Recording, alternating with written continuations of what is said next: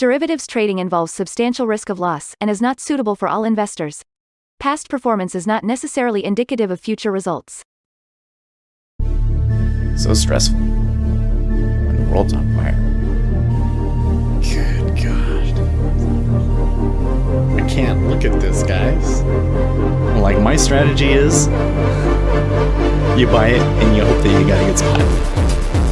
Yeah, but we all think you're crazy. You don't fight this. No way. The markets are freaking out and you don't think that anything is wrong? Come back tomorrow and I'll lose it all. Should be fun. Good morning, everybody. Whoa, I have ascended.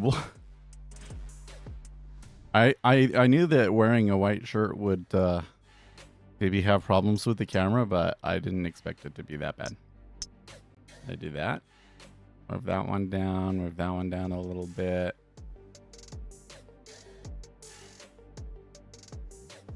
Let's try that. Good morning, everybody. All right, to the charts. Well, oh, I was like, what the heck is wrong with my 5-year? Actually, what is wrong with? Oh, you know what? I think I know what I need to do. All right, won't worry about it for now.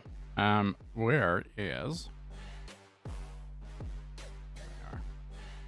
So, ZN. Well, moving up. Nothing compared to where we were on Friday, but... And of course, the big news yesterday that some people think that the shutdown is going to end this week. I'm a little bit skeptical, but I'm not going to bet against that. Nah.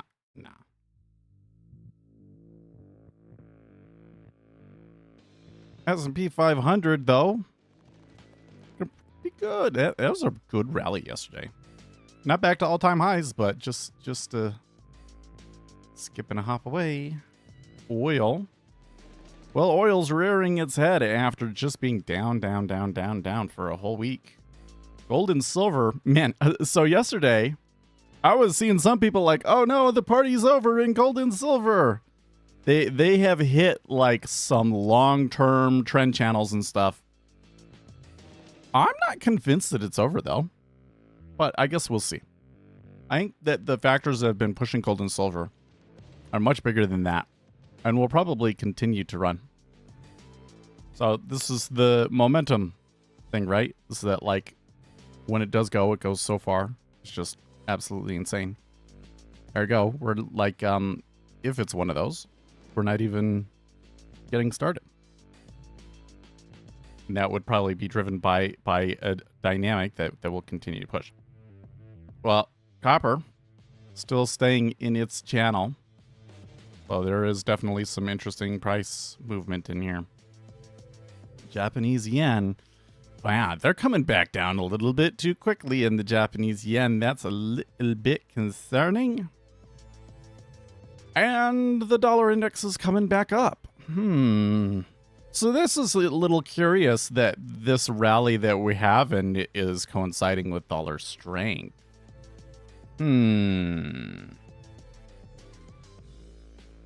Wonder what to think about that.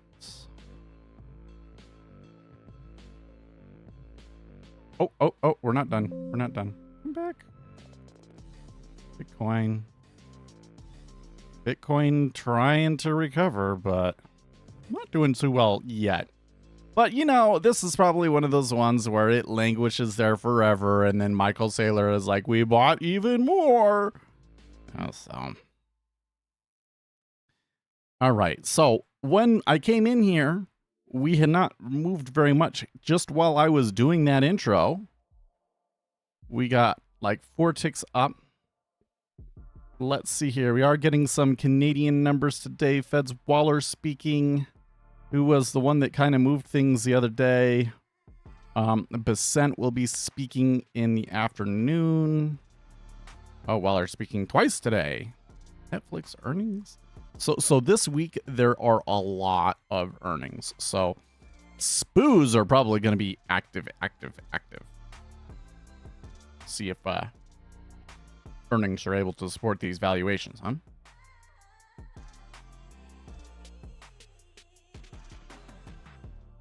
Now on the indicator, I think I did resolve our issues.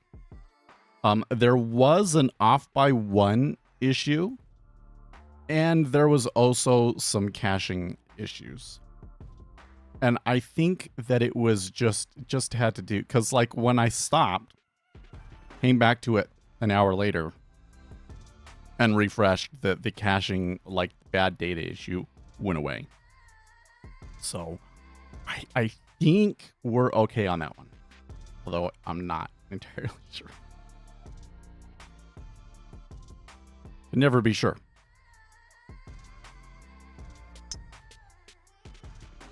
But what we look overnight looks okay. I'm definitely feeling with this action that, like, the 55 is too much. I was coming back over here and looking at this one, and when you look at this one, it's like, my goodness, it's perfect. This peaks. It's still like 62 or whatever, and it's turns around, comes down here. That's the 42, turns around. Perfect reversal signal. Overnight range projections held perfectly in the 2-year. It doesn't seem to me like that there would be any reason for the treasuries to outperform in the overnight. And it's probably still pretty tight, right?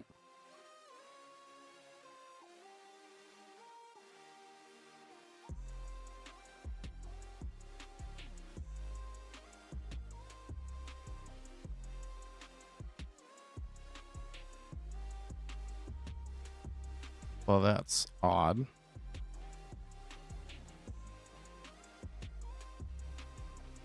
Inventory cost basis is on, but it's not showing on this chart.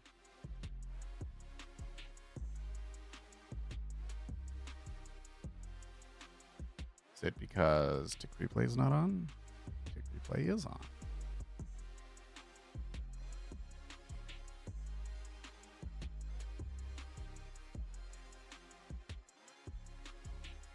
That makes it even more confusing.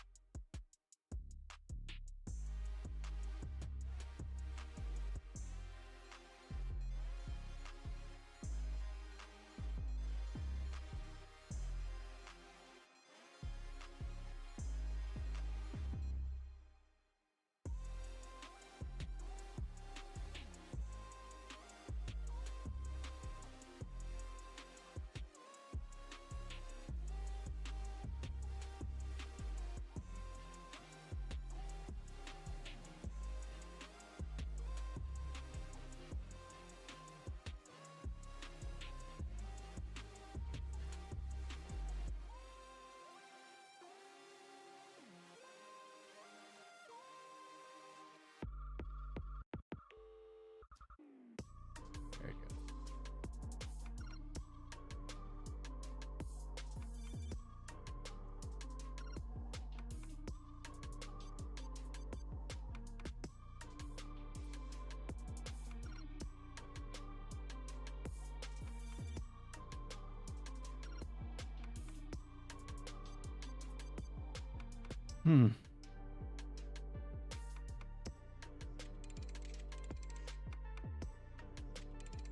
Oh, it says it's calculate. How have you been plus the IT job? Right, we've been okay. So for review, I was doing a 6-month contract. I was too expensive for them. I was stubborn. Didn't take their lowball offers. So I am out looking again, which is probably foolish, but I am not scared in the least bit. I did save up a lot, so I'm okay. Yeah, wait, nice to stick it to the man. I wonder with the whole AWS outage yesterday, how they fared. One of the applications that I worked on was in Google, so probably no problems there. The other application, I think that most of it was not in US East, but they definitely did not have a multi-region like failover and all of that sort of stuff going on. That'd be way too expensive for them. But they should have been able to, with the tools that I gave them, redeploy the missing pieces into another environment, or into another region rather, very quickly. So I wonder how well they did. But I bet you that at least the developers, at least the people dealing with it were probably like, I wish Seth was here because he would know what to do. So I thought it was really funny that like the week that I go at, not even gone a week, and then there's a whole region outage. Actually, reading everything about that and seeing how different companies were dealing with it was pretty wild. I was quite surprised at the number of pretty large applications that were down because they didn't have the multi-regions failover. So, anyways, I don't know, man. The whole thing. Can I rant about this? It'll make me feel better. The whole thing is they want to do 3-month contract to hire. And then I get to the end of the contract and they told me, okay, well, we're giving you this much, which is more than I would normally get, but it's because it's a contract job and there's the risk of the contract job and there's the overhead and the different taxes and all those sorts of things that you have to factor in, right? So then they had a range that was well, I won't tell you the range, but the range was like 40% below my target salary. Okay. The lower end of the range was 40% below my target salary. And the higher end was like 20% below. Okay. So due to the 3-month, and they say, okay, we'll offer you the lower end of the range. And I'm like, effing what? No. And the HR guy, he kind of acted like he knew that I would do that he thought that this whole thing was silly, etc., etc., etc. But then they spent the whole next like 2 months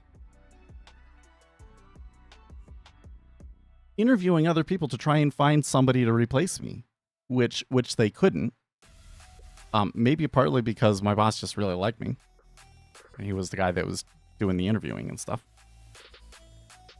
So then after that, they were going to offer me the higher end of the range, which was still 20% below. And from my mind, like, it is just a difficult decision, I guess, because in my mind, it's like, well, you need to have something. But like, this is clearly not going to be a good position, is it?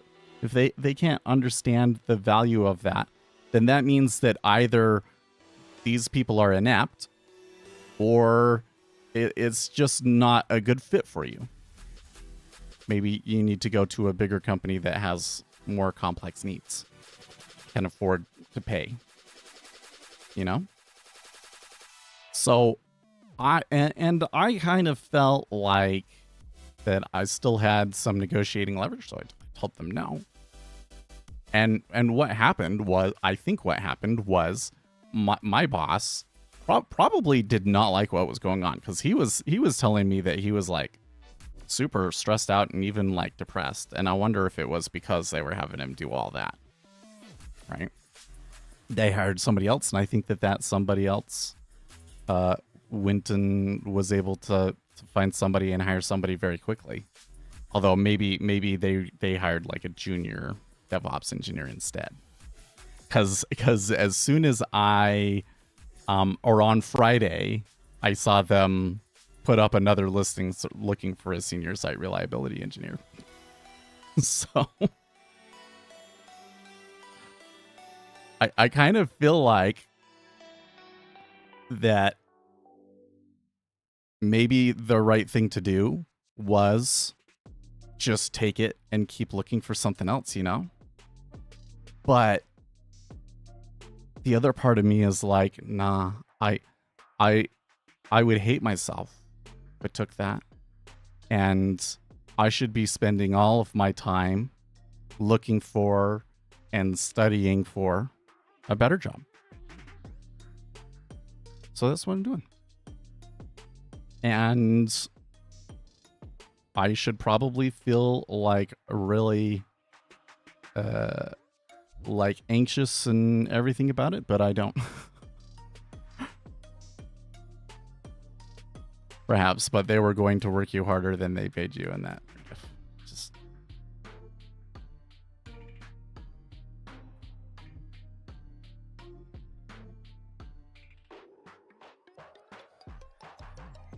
so that's basically what happened.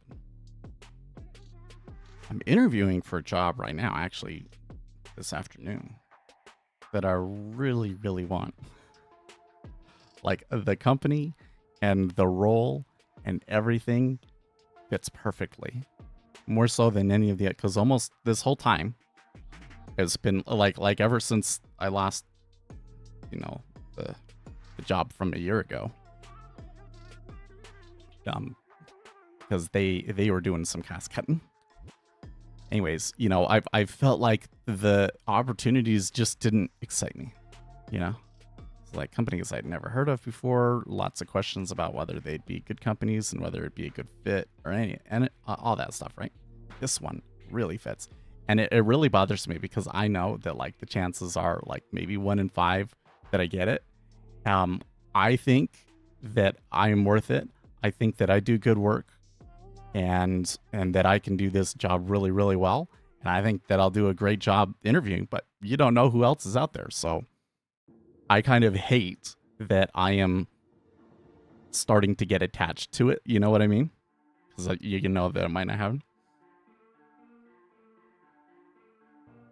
But that's good. That one's good. But then I tell you what, the market is pretty shit. I would say, I think that what happened was the beginning of end of September, beginning of October was companies hiring for like, you know, maybe every quarter they redo things sort of a thing.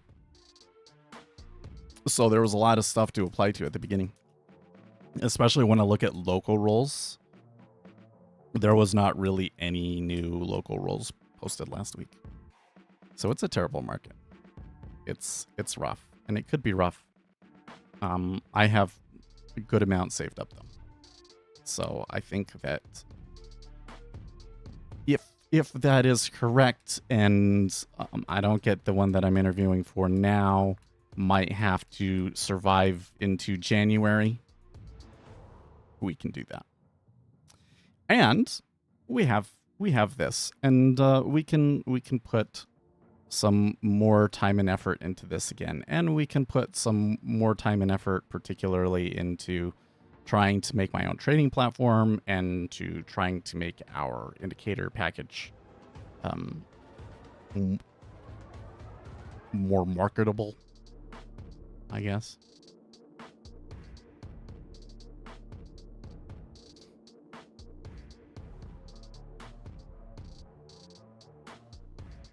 My counseling fee is $200 an hour and I don't accept insurance. Oh, wow.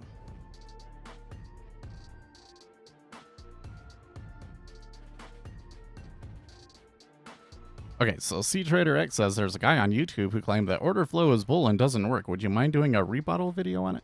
Well, so I actually did a video relatively recently that I think is is probably addressing some of the things that they might be talking about.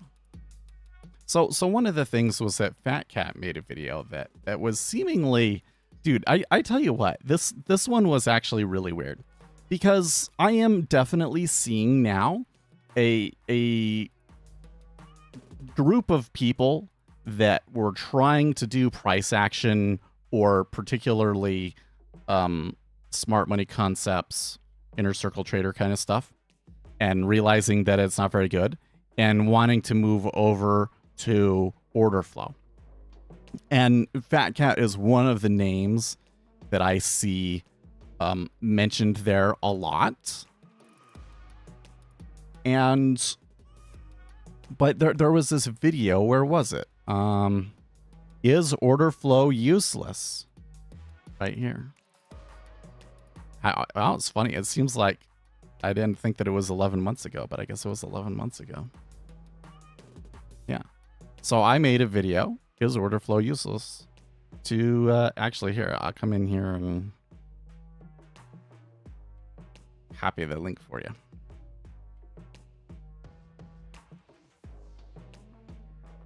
So it's weird. It's really weird to me that I see Fat Cat named and people talking about learning order flow, when from what I've seen, he doesn't really believe in order flow, and he is largely trading pullbacks. He's trading liquidity hole pullbacks. But, you know, and I talk about it in the video. One of the big ones is the S&P 500. I mean, he trades SPOOs, so like that right away, it's definitely not going to be as useful in SPOOs. But I would say that the thing with order flow is if you come in and you learn everything there is to know about order flow, and then you try trading just off of that, chances are you're probably going to lose money. Like, just straight up. You'll lose money more slowly, but I think that most of the things that you're seeing in order flow are either extremely short term, or they only bring you back to break even, right? Like, I break even most of the time when I'm just relying on order flow. It's all of the other things when I really understand what's going on in that market, and then that's when I can make big money. Right? So I truly believe, you know what? I don't know if I would say I truly believe. The conclusion that I've come to at the moment is that there is this time period between like 5 minutes and 1 hour. Like, if your chart, like the bars in your chart are 5-minute bars or 1 hour bars, right? That there's just not a lot of edge in there. There's just not a lot of edge in there. And I used to think maybe it's because, you know, there's just a type of strategy that you need to use there that we haven't figured out. And what I've decided since then is actually it's intentional. Like, the market exists so that people with the money and people with the information can profit off of that. So they need to have liquidity to execute into, and that's why the market exists. And if there was a ton of edge on that 1 minute, 5 minute to 1 hour time range, then it would be really, really difficult for them to trade, for them to execute into liquidity. Because if there was some sort of an edge there like that, then as soon as that somebody, you know, people started to trade on that, the market makers would immediately react, right? So it kind of has to be within that range, mostly random. And so if within that range it is mostly random, but that's the time period that you want to or have to trade on, that basically means that you need to either be one of the people with the money or one of the people with the information. Ergo, you need to be one of the people with the information. I really don't think that for day traders, there's really a way around that. You have to understand what's going on. You need to know what the major headlines are in that market. You need to understand what the different types of funds are doing at that time and how the overall market is structured, so that when you see order flow, you have a good idea about why that could potentially be happening. And then when you're able to combine your information with confirmations in the order flow, you really understand what's happening in the instrument. You can see and verify that there are things that are happening that are favorable to your theory about what's going to happen. And then you can take high probability trades. I don't trade very often, especially not the last year. But when you look at the stats over the last year, like the hit rate is pretty good. It's like I make more on my winners than I lose on my losers, and I have a high win rate.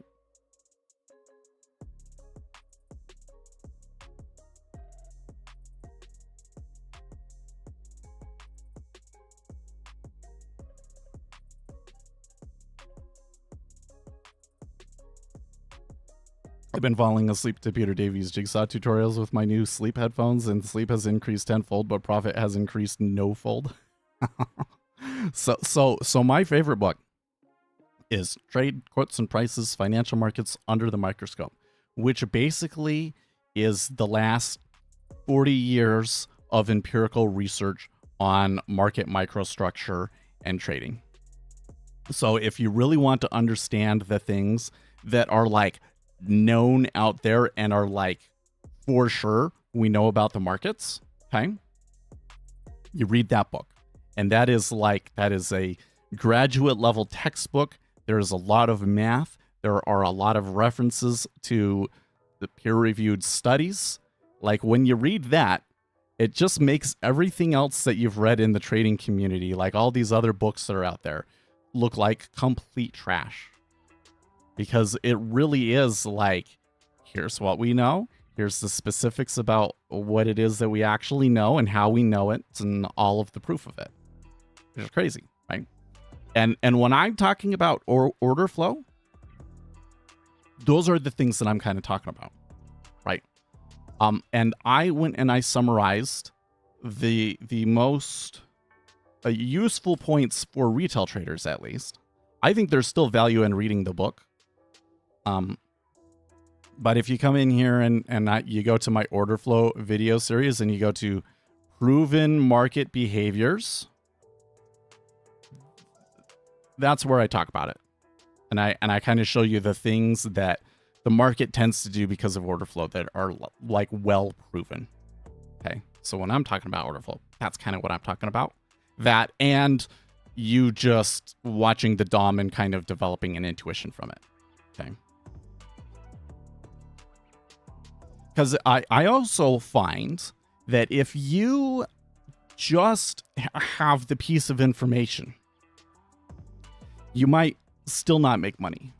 Because if you don't understand both how the market participants will react to it and what the liquidity conditions at the time are, it's still hard to profit from it, right? So you got to have like all of the above, right? Now let me go back. I wouldn't say ICT doesn't work. The largest platform payout was from an ICT trader who doesn't even use indicators. Well, I'm going to bet you that he was lucky, to be honest with you. Like here's the thing that's craziest, right? Now, number one, if you were to look at all of the retail traders that have tried day trading futures, over, let's just say over a year period, okay, you're probably only going to get maybe 5% of them that have made a meaningful amount of money. Okay. And so let's say there's 100 traders, only 5 make a meaningful amount of money. And I'm going to bet you that of those 5, 4 of them were lucky. I'm also going to bet you that the person that made the most money that year was lucky. Like the way that this works, it's kind of a weird thing that I don't think makes sense at first, but the further you get into this, the more it will make sense to you. It's easier to make money by being lucky than it is by being good. And you will probably make more money by being lucky than by being good. So for these kinds of ICT strategies, if you're getting into some sort of setup that is really just random, but it's random enough that it's like a 50-50, and you're just buying the dip, eventually you're going to catch a good run. You are. And that's where you're going to get these huge payouts. This is why I keep saying that if you really want to, like, how do you know where to spend your time, right? Because there's so many different approaches to trading, and there's so many people that say stuff, and then you're going to go down, you know, this sounds like a good idea, this attracts me, or it sounds like these people know what they're talking about, and then you go and you do it, and it doesn't work. And you're like, what the heck? So am I just supposed to find the next one and keep going until I find one, and it's just going to be a random chance that you find it? Well, I say that the problem is you're not looking for empirical evidence. Like this is a situation where empirical evidence should be the most important factor behind what you trade. That's why in every one of my videos, like literally every video that I've ever made on this channel, I am attempting to show you a piece of empirical evidence or referring back to studies. And most of the recent videos, I cite a study that you can go and read, right? And that's the difference between what I teach you and what the rest of the industry. Because even with order flow, like the thing that really bothers me right now is there's all these people, they're leaving ICT and they're coming over to order flow, and then they're just falling into other creators that don't know what they're talking about and don't give you empirical evidence and feed you trash. Like I'm tired of getting private messages from people asking me about like footprint charts and stuff like that. I've done a little bit of backtesting on footprint charts, and what I found was that the things that people look for in footprint charts are a wash. Doesn't help you, you know?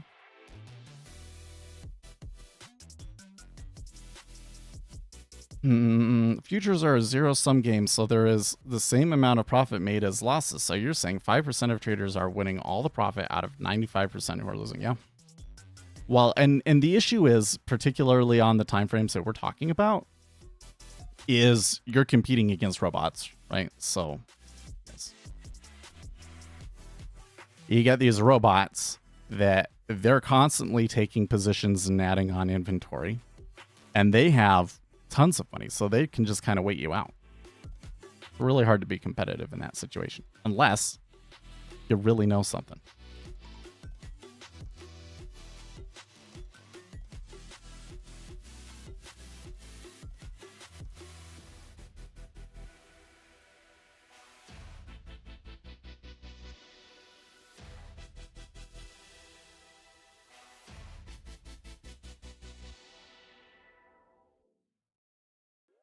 A guy that claims that the market is rigged, only 18 years old. Well, I think in a way it is. It is, again, the market is structured in a way so that the people with the money and the people with the information have liquidity to execute into.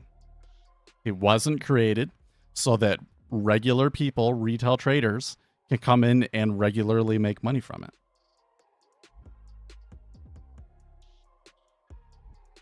Competitive.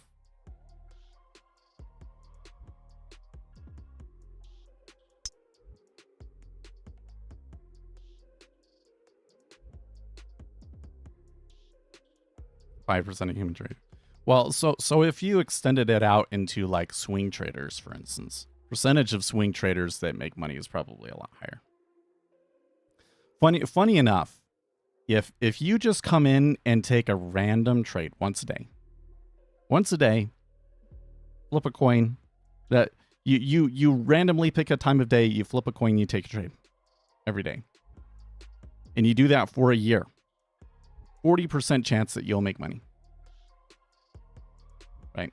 And then when you extend that out to 5 years, there's like only a 5% chance that you'll make money from that, right?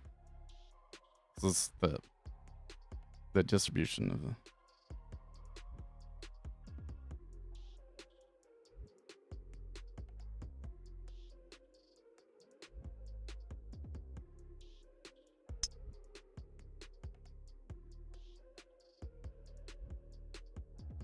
You got to be careful with the market is rigged thing, because most of the people that talk about the market being rigged, they think that, oh, I came in and I bought it, and so because I bought it, they're going to turn around and dump it, right?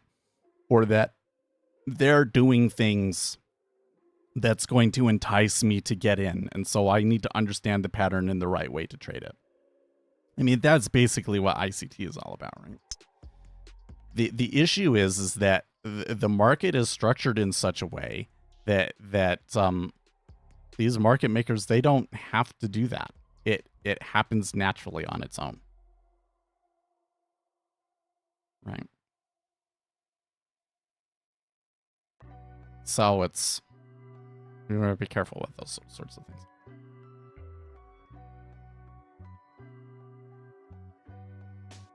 Futures is not well, but it is. I mean, all of the money that is made comes from the money that is lost in futures.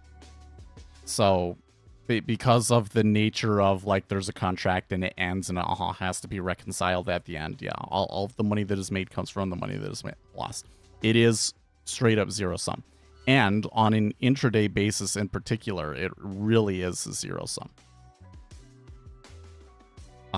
But that doesn't really tell the full story in futures, because there are a lot of people participating in futures that they aren't there necessarily to make money. They're there to hedge. The primary use case for futures is hedging. And so there's going to be all sorts of people that are coming in. They have to transact. They have to hedge. And you can make money from that, knowing which ones are going to have to hedge, but they're going to lose money, right? But how can you do that? You have to know what it's going to do. You have to have some piece of information that's highly predictive about which way it's going to go, right? So you still can't get away from the informational asymmetry is the best way to make money, right? Ultimately, it always will come back to informational asymmetry for me, right? On the time frames that we trade, and this is the biggest issue in the retail trading world, is that we've been trained to think that knowing anything means that you're an insider, and that's insider trading. That's not the way that it works. There's all sorts of information out there that is public that not everybody knows, right? And if you can use that information to generate an edge, that's the best edge you can have. But for some reason, retail traders, instead of watching the news, reading analyst reports, learning how the economy works, and developing a strong foundation of knowledge about economics and everything to predict how things are going to go, and then watching it every day and kind of generating that intuition on things and stuff like that. Instead, they're spending all of their time watching things that are basically random. Because I tell you, when we talk about the economic numbers and all of the things that are going on, stuff like that, I didn't always know these things. I had to learn it all myself. And how did I learn it? I learned it from reading CNBC, reading Zero Hedge, reading analyst reports, especially when I worked for Goldman and I had access to all of their research. I read that stuff every week. You know, understand like what the major market participants are thinking and doing. And that's where I developed. And that took me over a decade to build that knowledge that I have. And even that is still like you know, pretty naive compared to the people that actually work at the institutions. Okay, but it's the primary source of what edge I have when I have edge. Sometimes you don't understand that market. And retail traders, instead of developing that, they're wasting it looking at a random line. It just frustrates me to no end.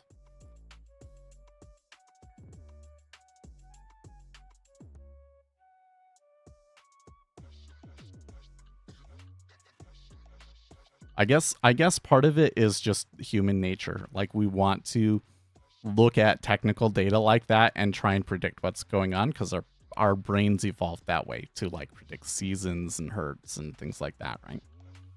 Because even the people that understand that and have, you know, are here with us are still kind of looking for that thing, you know?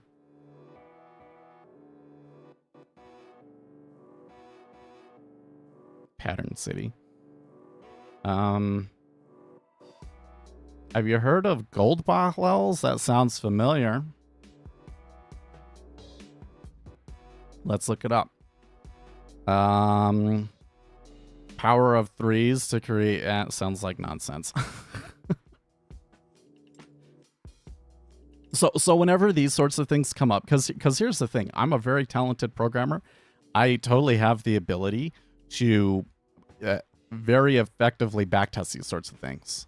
I've seen some people, especially on Reddit, they come in and they start trying to backtest at things, and there's a lot of issues with their methodology, you know? So I can backtest all of these things, but what always happens is I backtest it and it's mostly random. So what do you do, right? I've kind of gotten to the point where it's like, I really don't feel any value in testing those sorts of things unless like somebody's gonna pay me to do it. You know what I mean?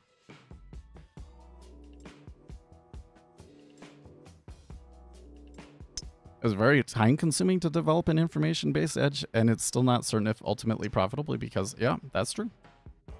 That's true. I mean, the bigger thing is that retail day trading overall is very time consuming and is ultimately not very profitable unless you get lucky. It's probably why it's not common. I also think part of the reason why it's not common is because you do have to pay. Like, if you want a news squawk, right, you got to pay for the news squawk. And most people don't want to pay. Like, that's why I think that things like ICT and price action, I mean, I would say price action wasn't as popular when I first got into the industry, but like as time has gone on, it has gotten more and more popular. And like then, especially before COVID, it really took over. And then it was the ICT thing. And that was, again, like another form of price action.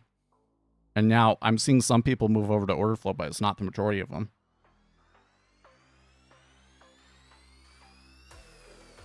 Why? Well, because most retail traders aren't getting the level 2 data. You have to pay for the data. They don't want to pay for the data. If I want to do like what we're doing with volatility projected ranges, that's something that everybody could do, and we've found they're very significant levels. Good trade locations.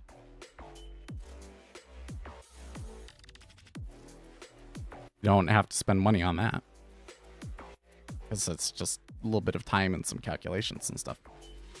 But if we have other things like the inventory cost basis, that often will do wild things. Actually, if I come in and I'm trying to like, well, can we show an example of it right now? I mean, I think you could argue that is happening right there, but I really think that it's too tight to really be trying to read it today. Having the dollar index is super valuable. So all of these things, but then it's like, well, Seth is a $200 indicator package. They want to spend the money.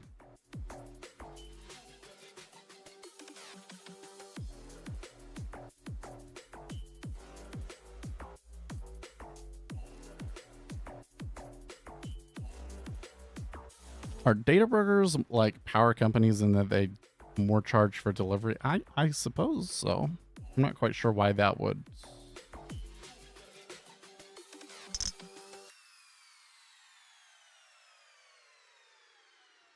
I'll go back levels. So, well, okay. Can you prove that empirically?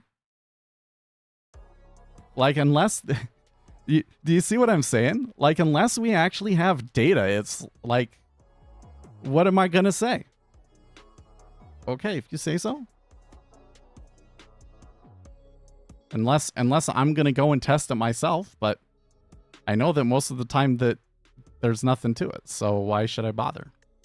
Like here's the thing that's crazy to me is like if there was such a valuable thing out there that is really proven, then there should be empirical data about it, right? So if there's a retail strategy that you're hearing people talk about and you can't find any empirical data about it, that's a pretty dead giveaway that there actually isn't an edge to it.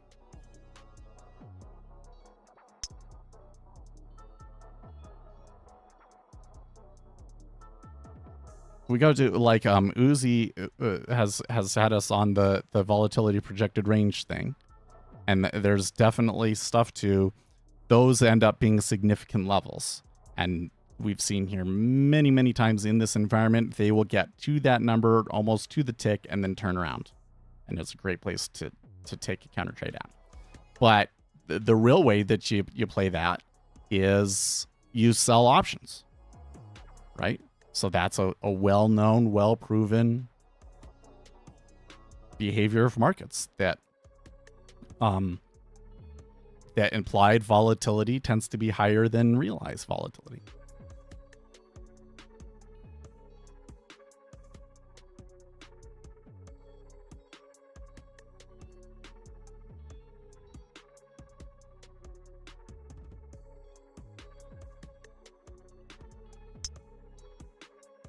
It's kind of like, this is why I don't necessarily consider myself super smart. Okay, I've never taken like an IQ test or anything. I bet if I did, I'd probably be in the 115 range. It's my guess, but I might just be right dead center because there are some things that like maybe I'm really good at and other things that I'm not, right? But I do feel that I have learned a lot about the markets and about the world. And the more that you learn, it's sometimes it's almost depressing because you think, oh, I'm going to learn this thing and this thing, and it's going to unlock all of these doors, and then I'm going to see everything and I'll just be filthy rich, right? And it doesn't work like that, because the more that you learn, the more that you realize how limited our ability to predict these things are. Like that's the wildest part about it. It's just like when it comes to trading, the more you learn, the more that you realize that short-term intraday price is mostly a martingale. It's not any information embedded in the price that can predict the future. Knowing that, just think about that. Just take that for granted. Just take it on faith for a second, because everybody's willing to take everything else in trading on faith, but not what Seth says. That is like based on empirical evidence and all of these things. Guys, I've been doing this for a long time. I've been streaming here for over 7 years now, and I've been watching the markets for almost 15. Okay, I know what I'm talking about. Just trust me for a second. There's no data embedded in price that is effective at predicting future price, especially not short term. Okay. Once you have that set, that really changes a lot of things, doesn't it? About like what your approach to things should be. Oh, okay. So spending all of my time staring at a chart is kind of a waste of time. Yeah, that's what it means, right? Having information probably the most valuable thing that you're going to get. Yes. Okay. Well, we also know that there are some aberrations embedded in the order flow that can be useful, but limited uses, and that's what my videos are all about. But it should be self-evident because the future itself is unpredictable.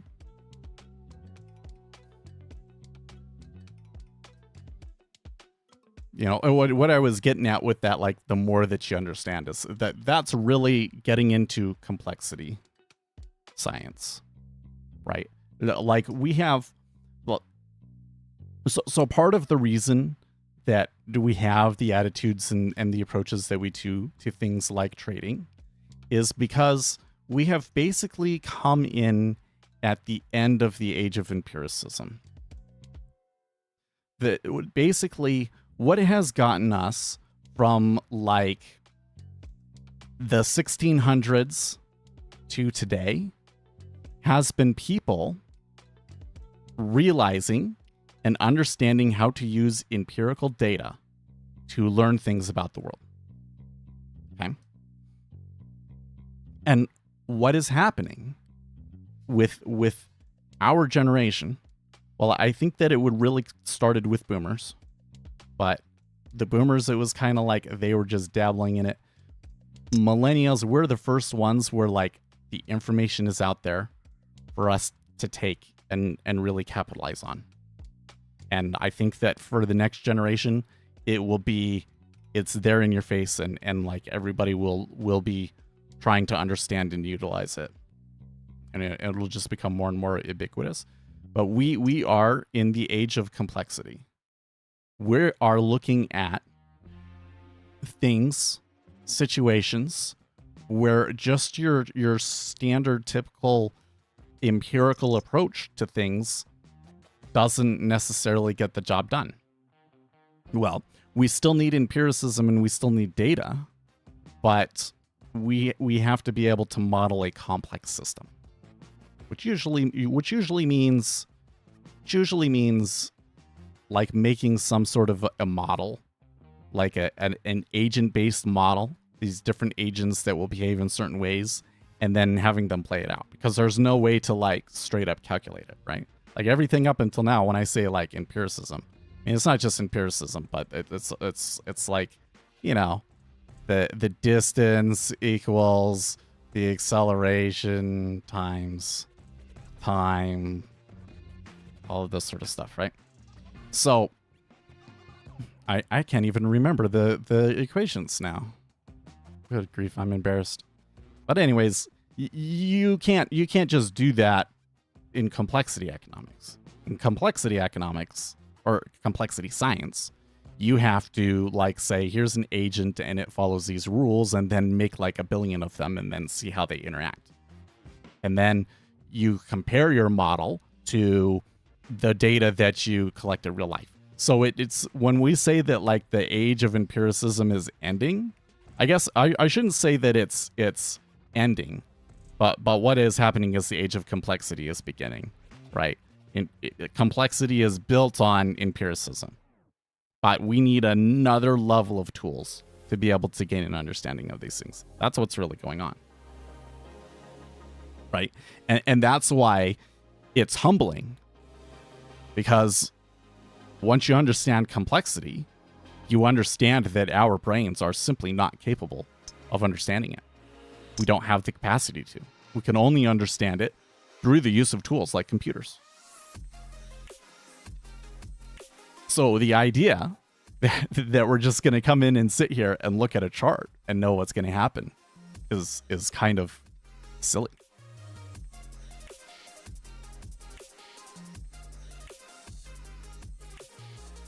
Yeah, the AI and data tools are the biggest expansion of empiricism. Yeah.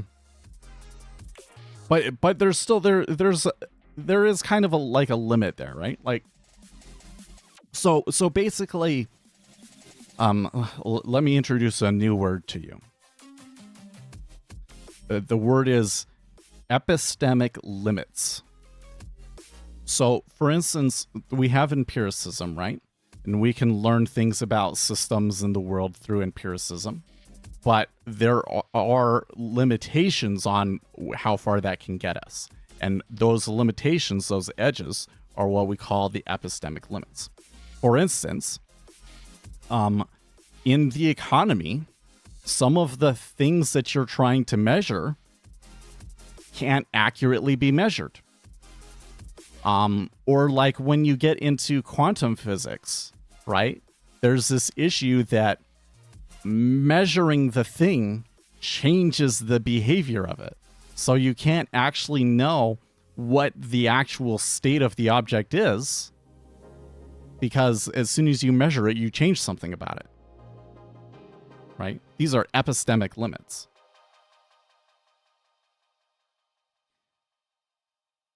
Yeah, so it's like the double slit. That's exactly what the double slit experiment is kind of showing, is that the measurement changes the behavior of the photons. Yeah. So what's happening now is we've kind of solved most of the problems that we can solve with our simple kind of approach, like Newtonian approaches, right? And we are now getting to things where we have to use complexity approaches to be able to answer questions.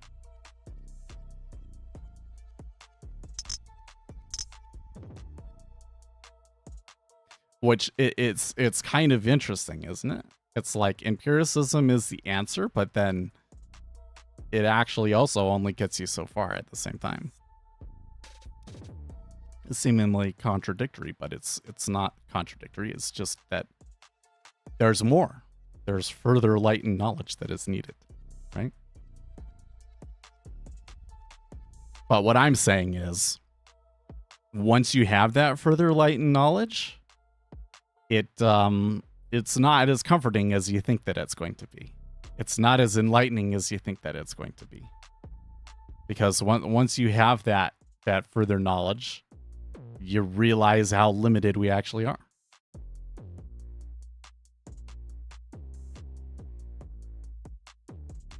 I feel like trading is all about working within those epistemic limits. So you can't know the future, but you can know your risk, your setups, your edge. Well, sure. You know, like one of the things is if you come in and you're trading and you have your setup and you follow your risk rules, that's going to give you the best chance, at least, to get lucky, right? I guess the thing is, though, is that most of us don't want to just be lucky, do we? We want to actually have an edge, right? Well, if you really want to have an edge, though, I can show you where the edges are, right? We're sitting on this plane, and there's going to be some parts along the edges of that plane that are a sharp edge where maybe you can cut things. And I don't know exactly where they are, but I know like the general location, and then you have to go and do your further exploration to find them. But I can kind of show you where those epistemic limits are, where the edge of our current knowledge is, right? And one of them is informational asymmetry. There's some things that some participants know that other participants don't know. And the person that has that information is always going to have the advantage. And yes, it is possible, although difficult, for you as a retail trader to be one of those people.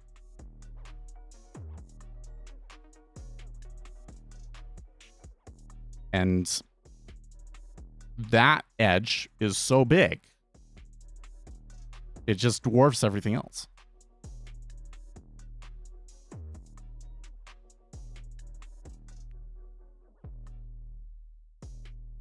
That's why there's money online. If everyone could know, there'd be no edge, no market, no profit to limit the opportunity. Yeah, well, if everybody knew.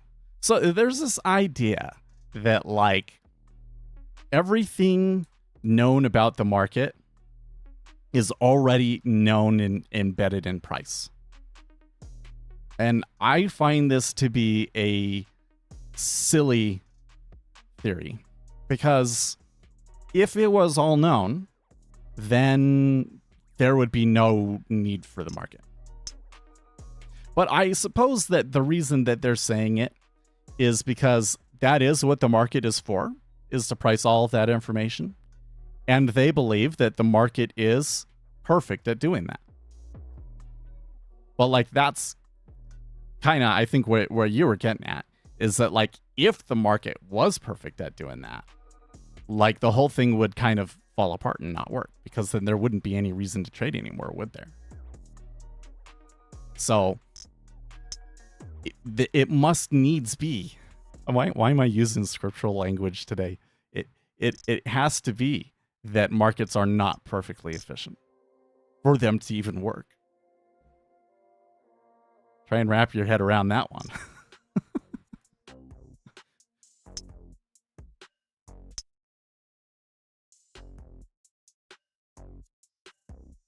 Oh, you know what? I thought I was supposed to take a kid to school, and I never heard anybody come by or anything.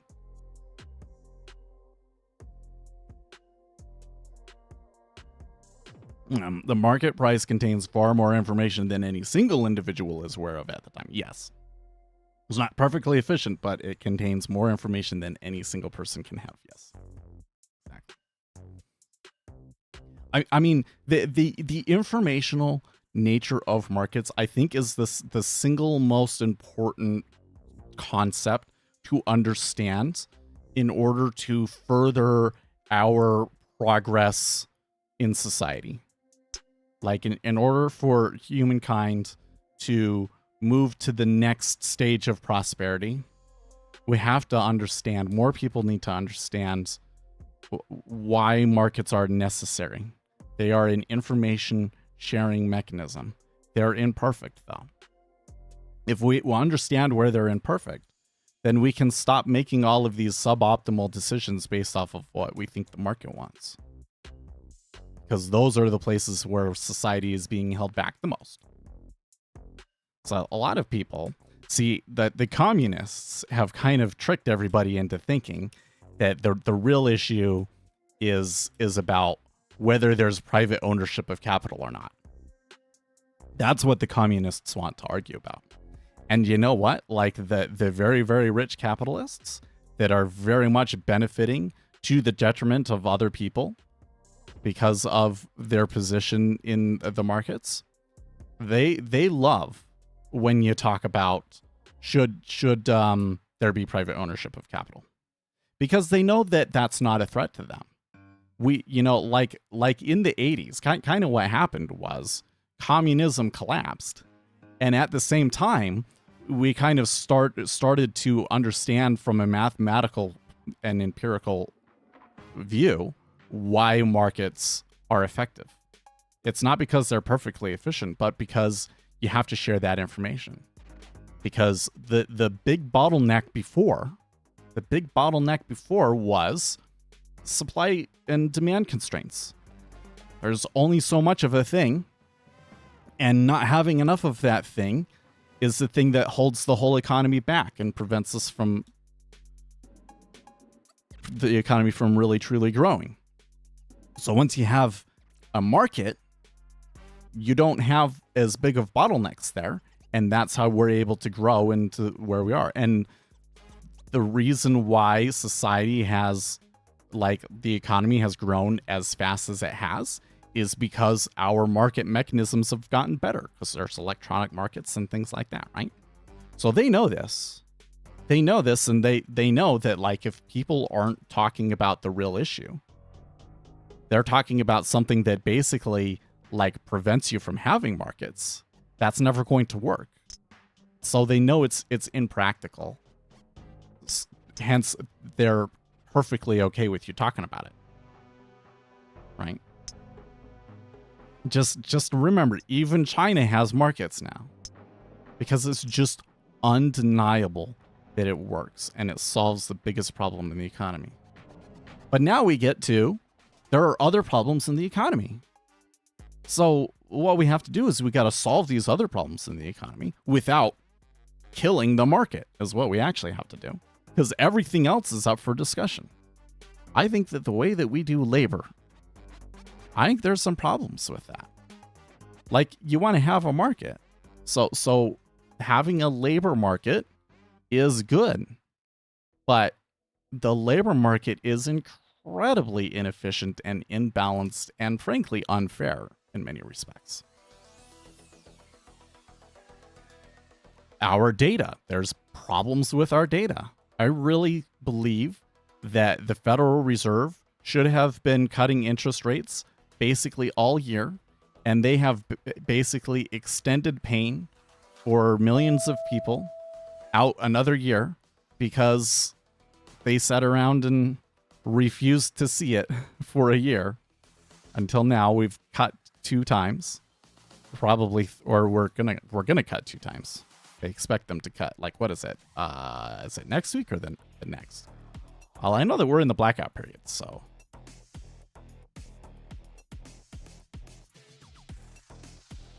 That's a place where we can make things better, right? Okay, what do you think of the technical traders from the Market Wizard series? Is it just a sea of a survivorship price? No. They were swing traders. That's the key thing there.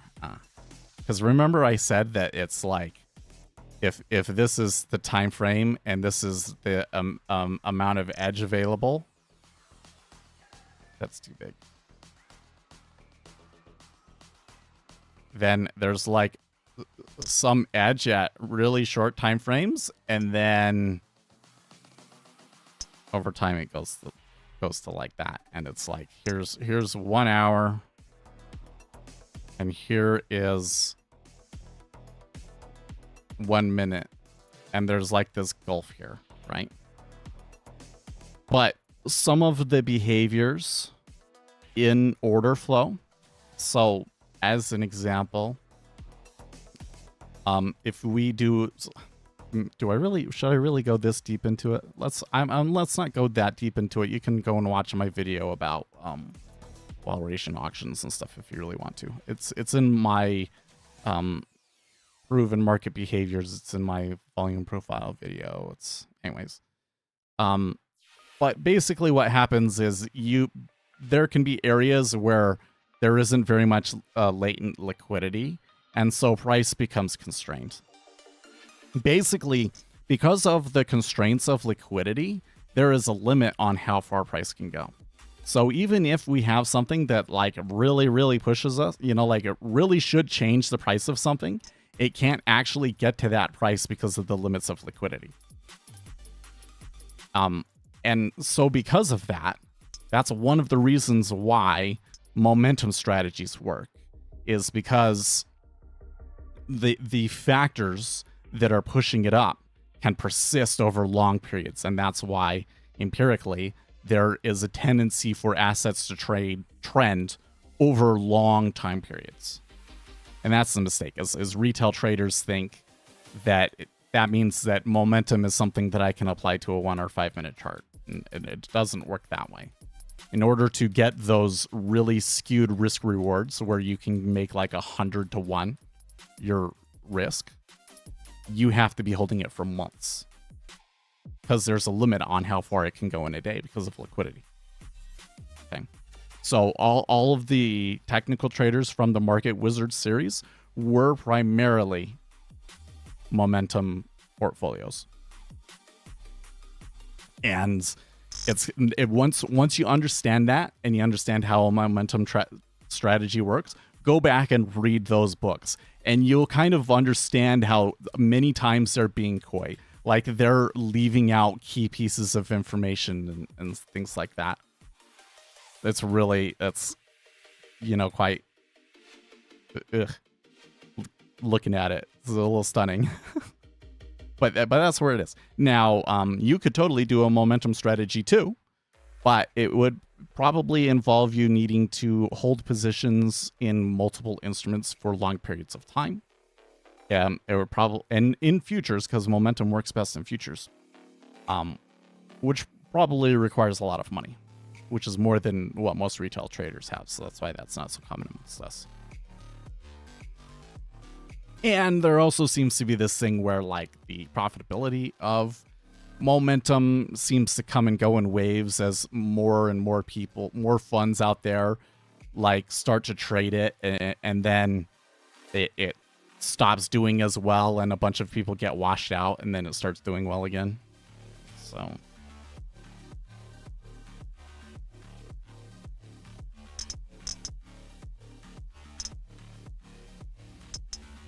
I meant more the one coming out with Lance. I haven't heard of that.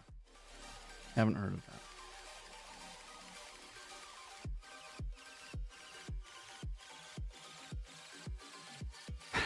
that. Do you see my conundrum?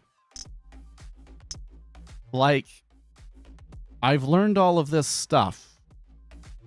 Here I am, I'm streaming. Most of the people that come here, you want to learn things. And what am I basically telling you? Here's everything there is to know. It doesn't actually solve your problem. Right? So for me, in my business, what's the most that I can do? Right? Either one, I just run a really great, interesting stream that a lot of people are interested in watching, even if they're not going to make money from it. Right? Give people tools to help them do their own research and try and go beyond just what we know today. This is what my indicator package is about.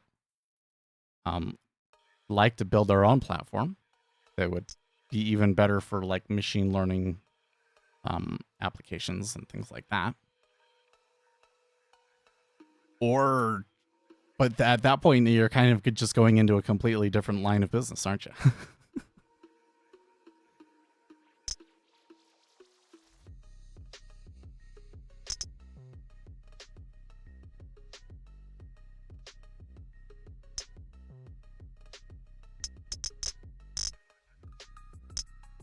What I really need to do is I need to be all mysterious about it, right?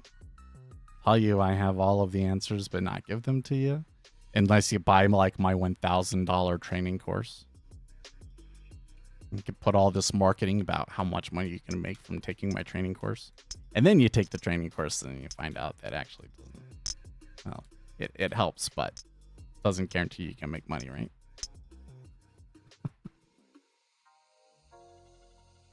I'm getting a lot of clicking here. The treasuries have been trending pretty much this whole time. That's interesting. It's a pretty good trend that I missed. What were I don't think Uzi ever gave us the levels though. Like what the next step would have been in Xen. Or maybe coming close to it.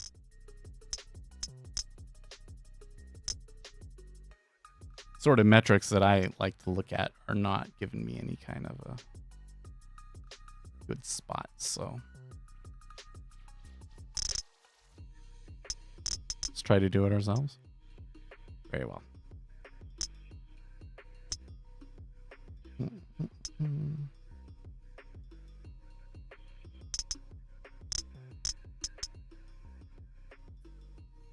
So for the 10-year notes,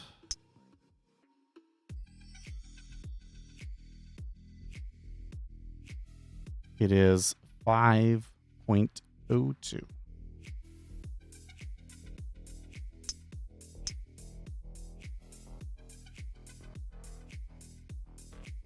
So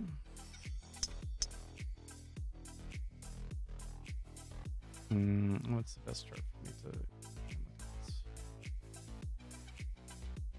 We started at 113.19 half.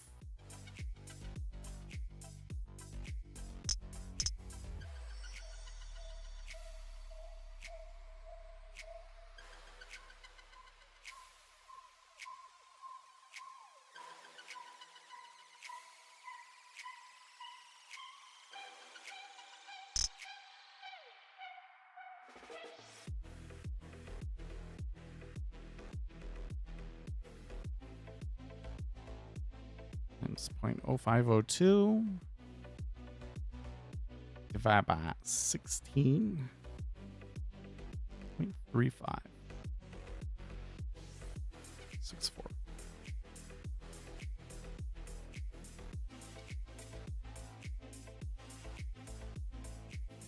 plus the original 113.609.375.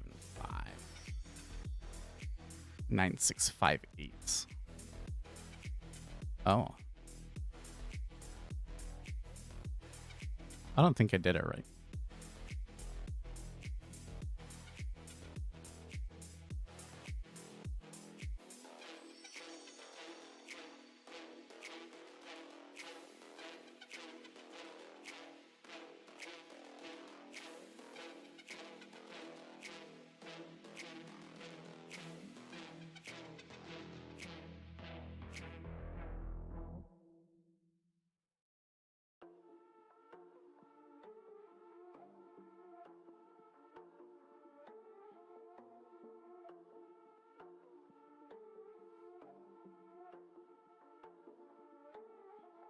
And then how do I convert that back over to 30 seconds?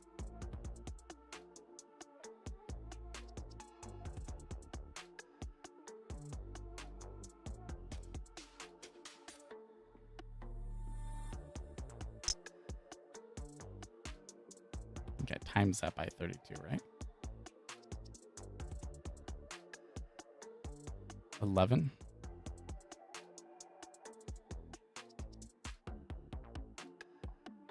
So that's why. No, that can't be right either. Oh, 11. 11 ticks from. Wait.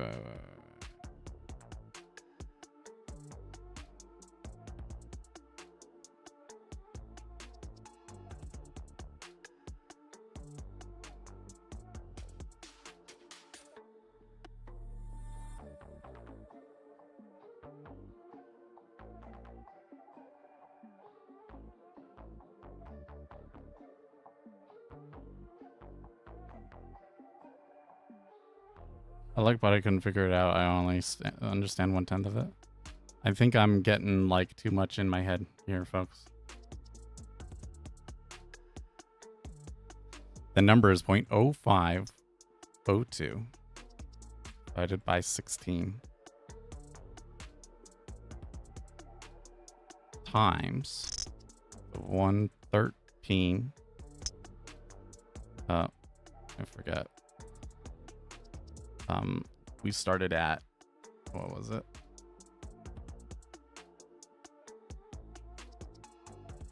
19.5. 19.5 divided by 32. 0.609375. So 113.609375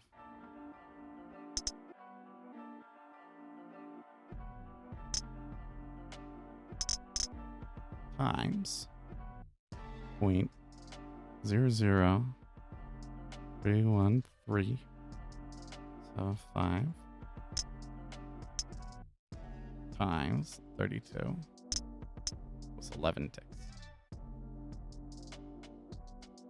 So 11 ticks is the expected range.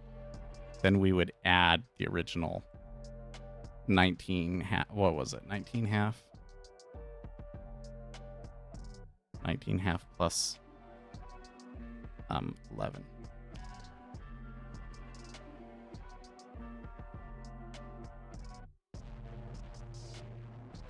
Times 2. But that's too big. I'm not sure I understand 100% how he's doing it, but I thought that that was the calculation. Let's come back over here to my... Oh, you know what we should do?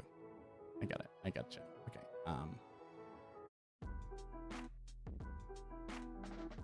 Oops. No, that's not what I want.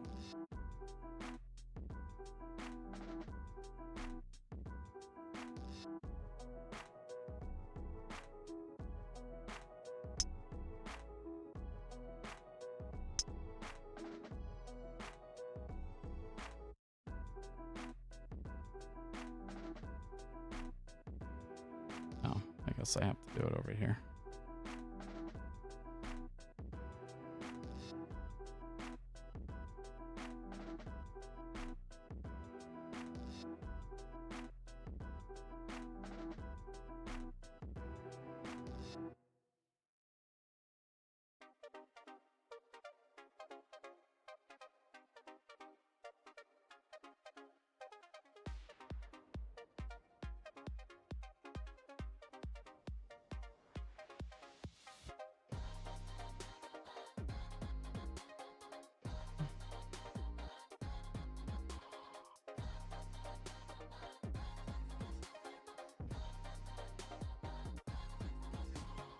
Maybe I should make it a drawing tool. Eh, whatever.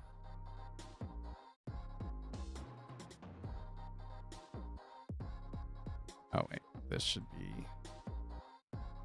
Okay, so this will need to be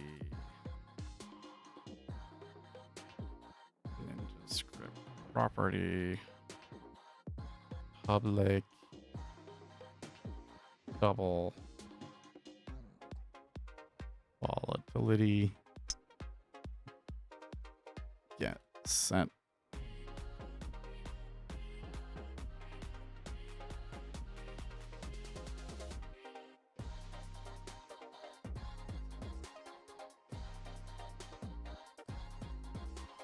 Hmm.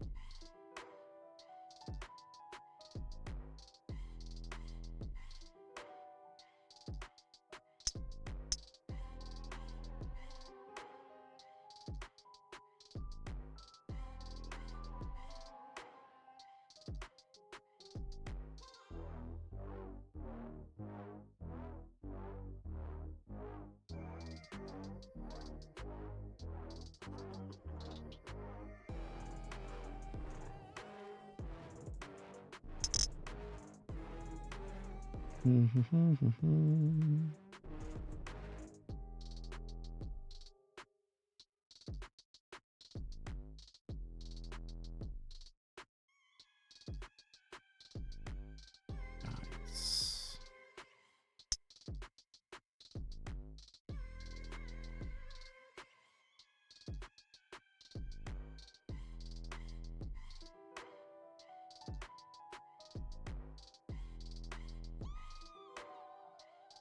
Hmm.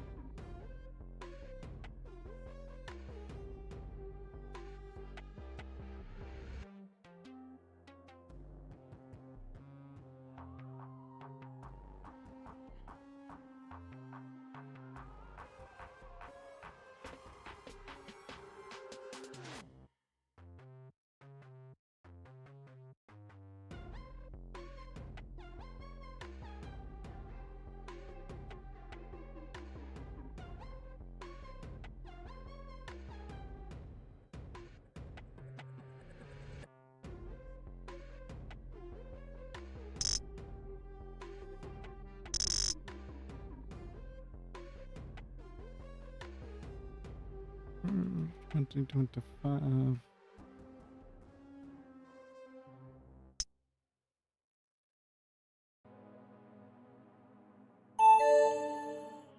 Very good. This sort of thing, I like to make my own. A new chart.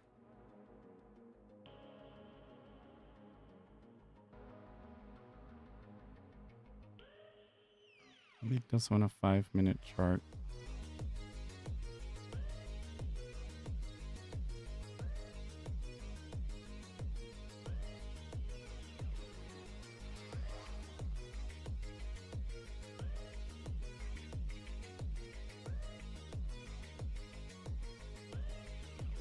Nope.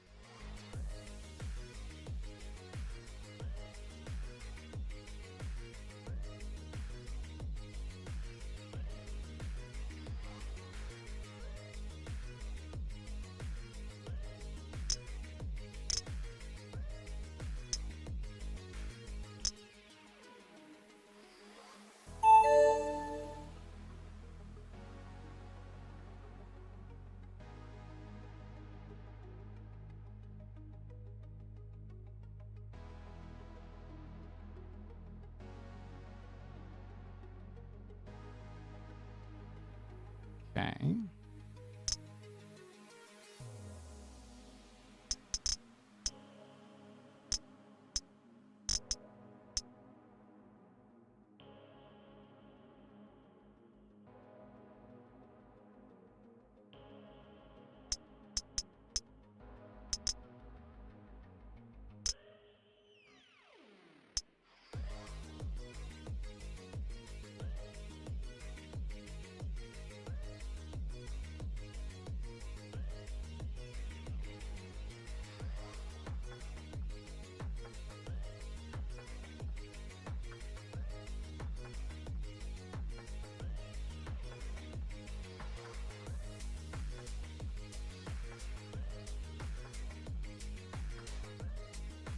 Now that's curious. Where would it have? Why would it have that?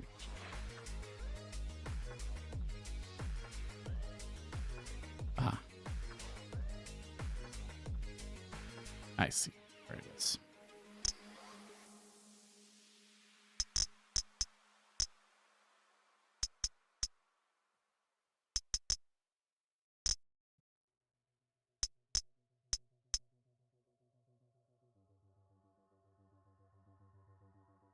Ooh, what does it do in this case?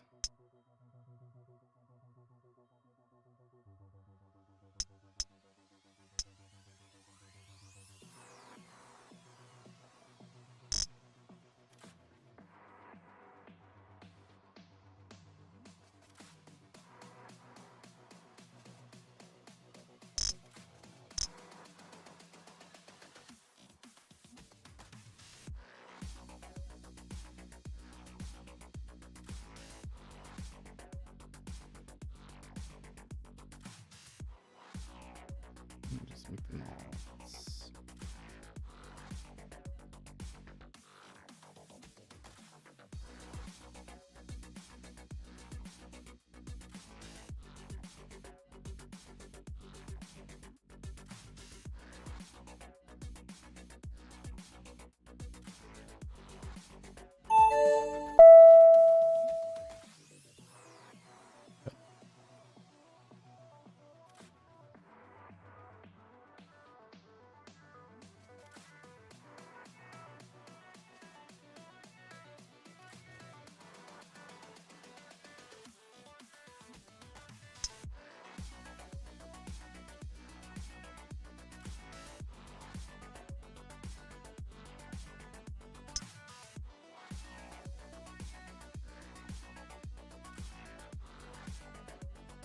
Ah.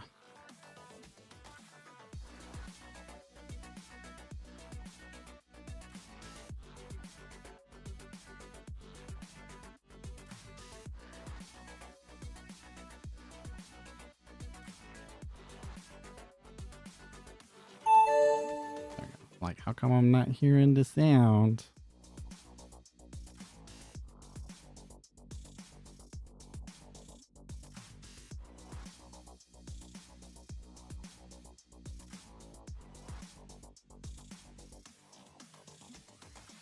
There we go.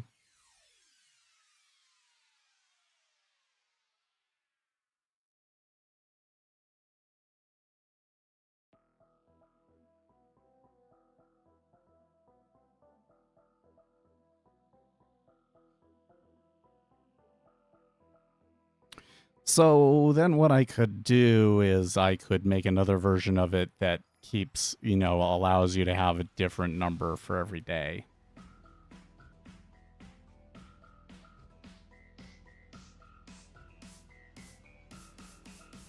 Unfortunately, it looks like Uzi didn't stick around because it does look like we busted right through the numbers here today. At least in the 10-year, maybe not the 30.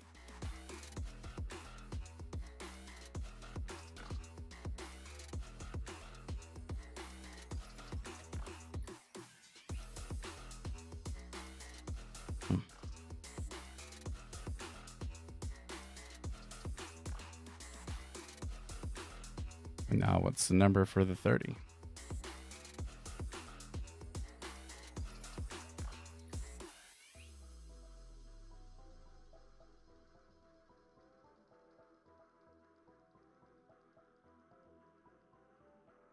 Where are you? There you are. 10.17.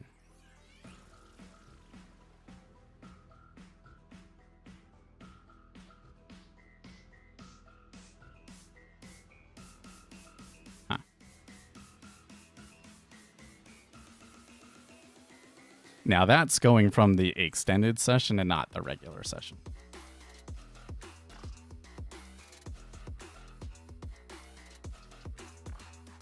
We start it from, so let's add this.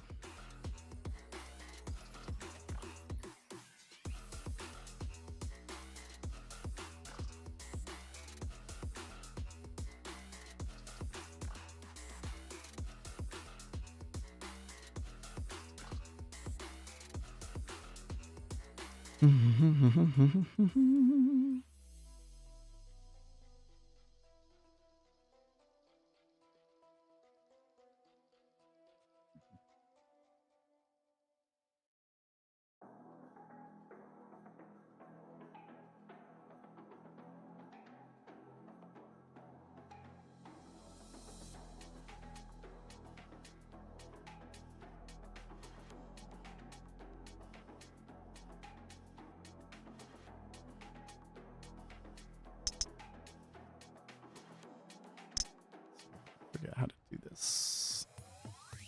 I need to find an example piece of code.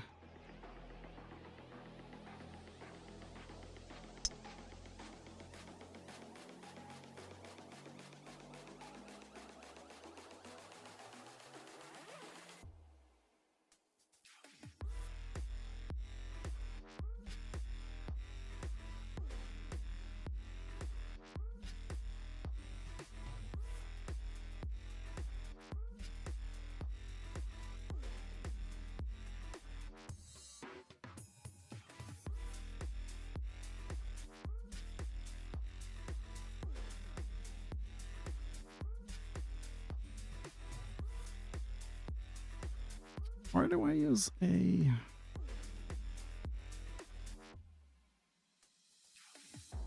time span?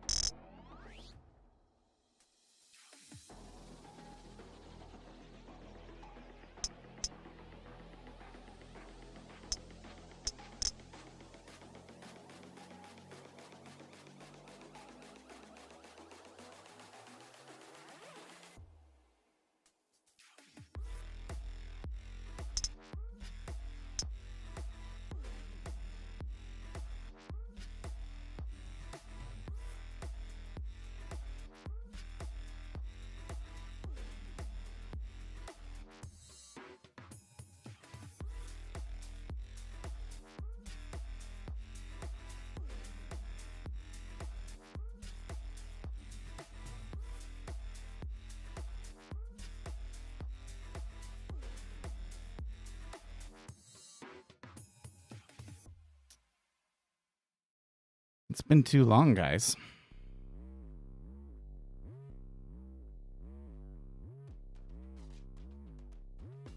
Oh, I think I know. Remember where I used it.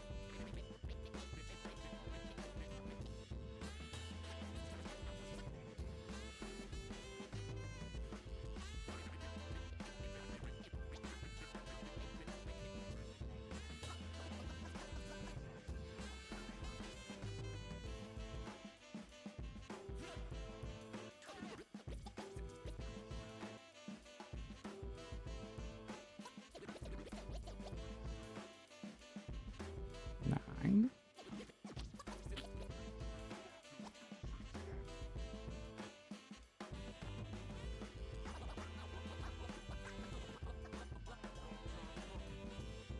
House.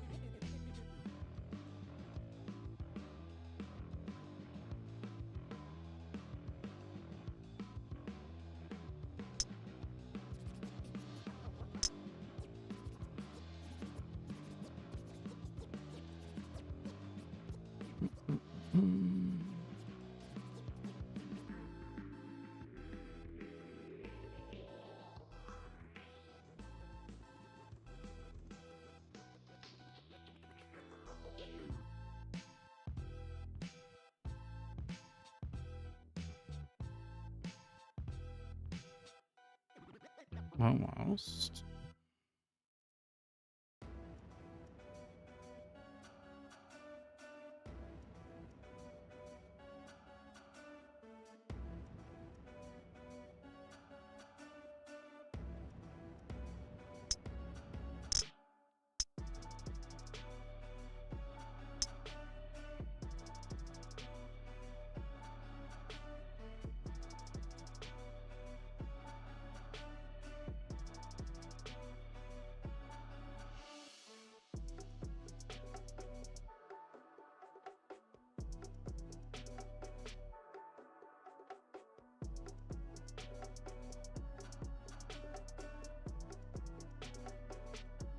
Hmm.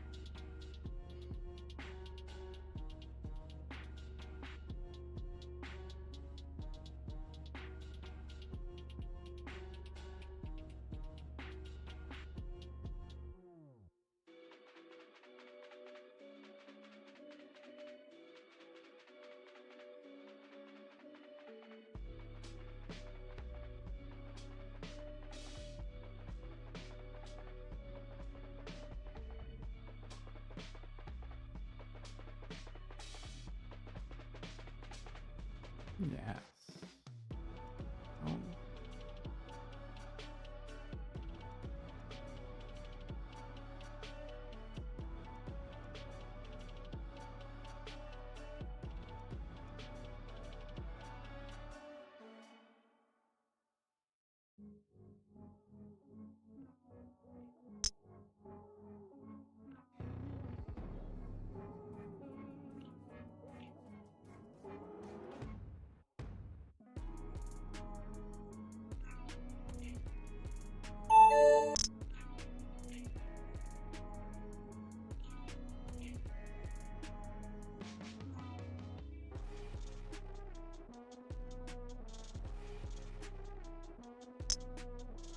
Oh.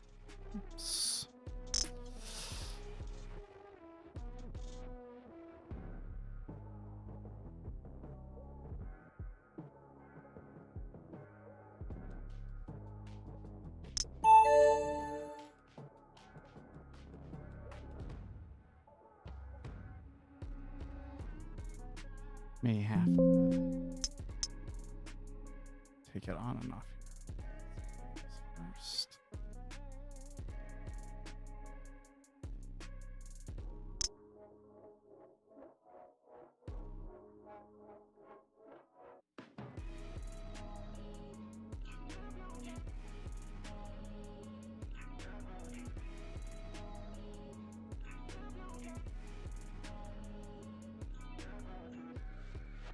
Oops.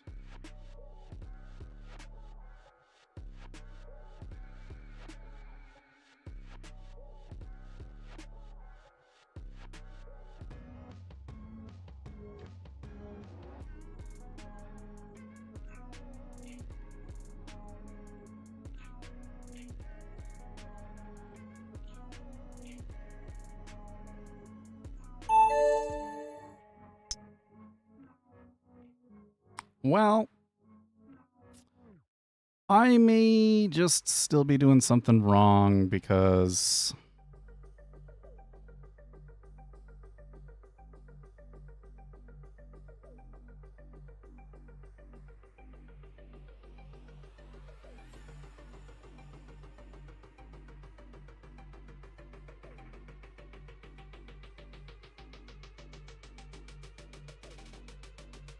Yeah, I don't know. Because it seems like they all just went through it. Yeah. So maybe it was just the case that they just was a slightly larger trend than normal.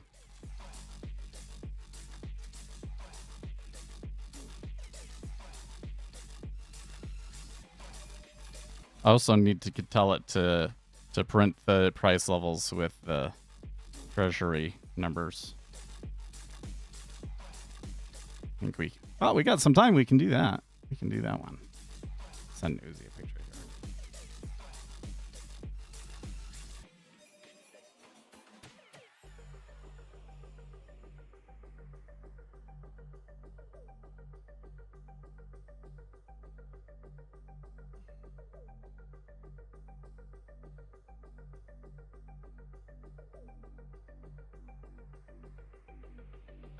Let's see here. I think.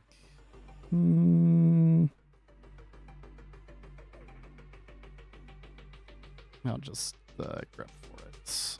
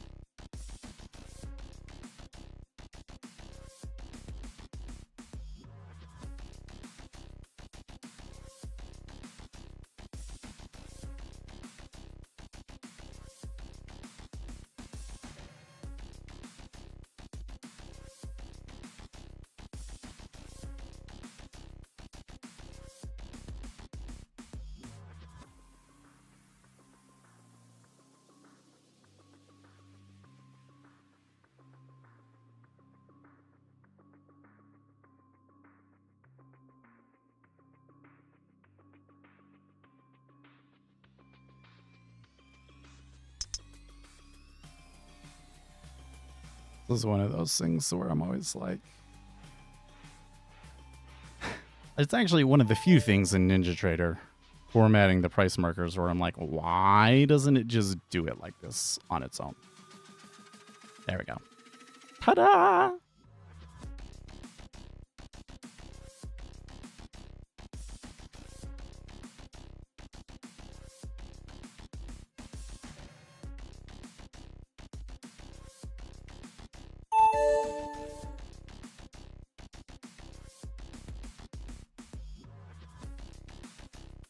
Ta-da!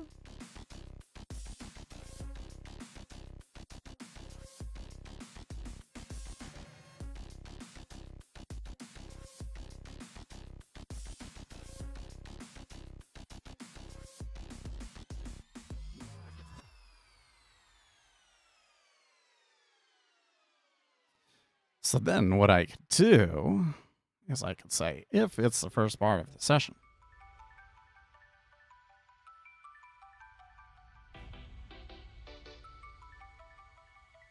Get new percent.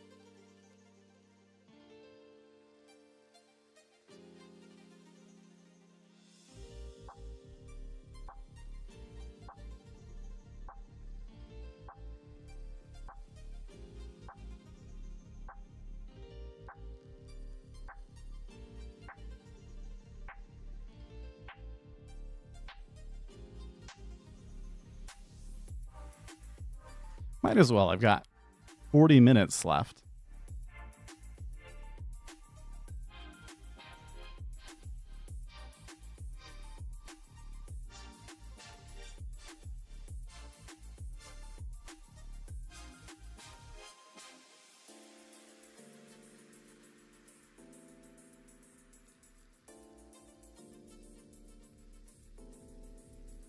There's a lot of complexities in this, but it's nothing too big. It's just like, oh, you're going to deal with this one, and you're going to deal with this one.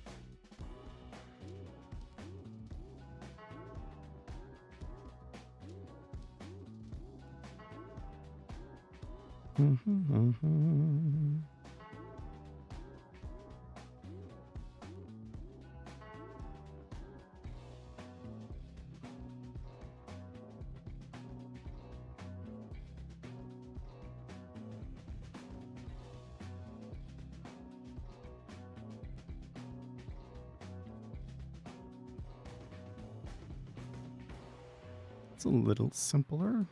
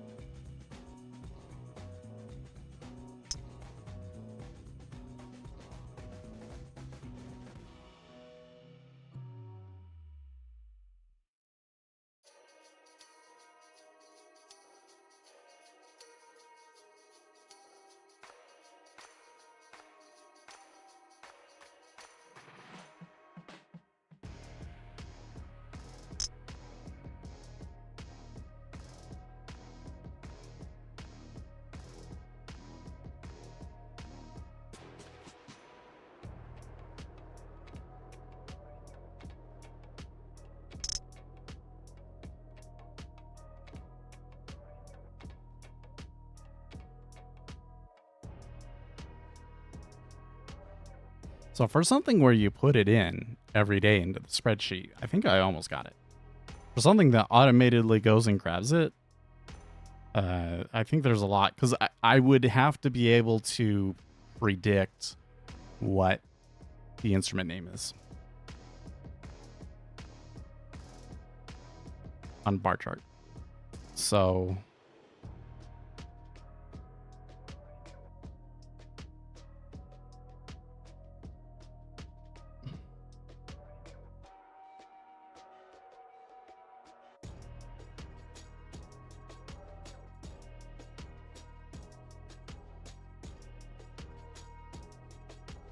why is it giving me...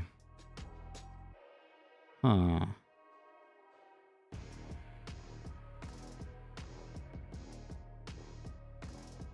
So when I come here... Oh, there's two of them. Wait, so what is ZBZ option? Oh. 9.4. Oh, it was even less. ZBZ 25. Oh, maybe it's not so bad.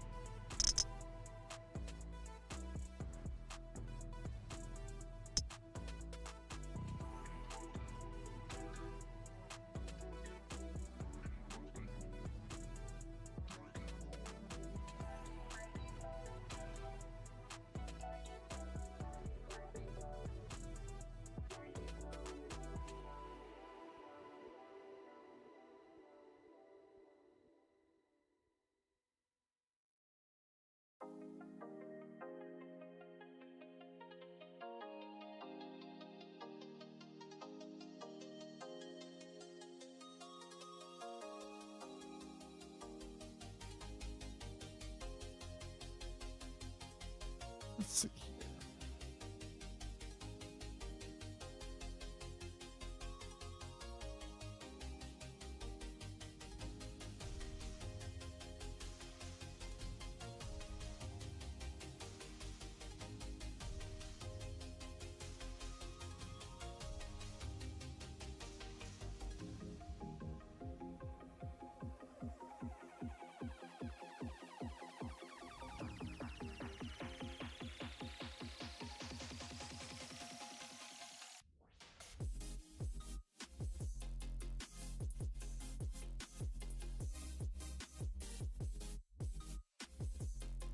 Hmm.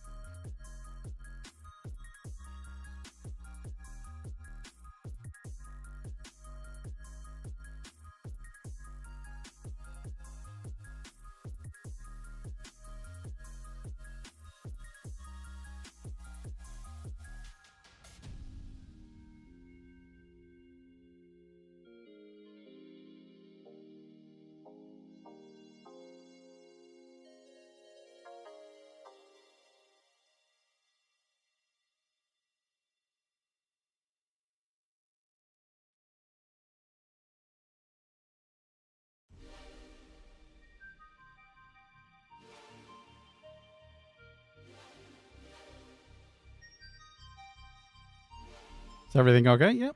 We're just programming.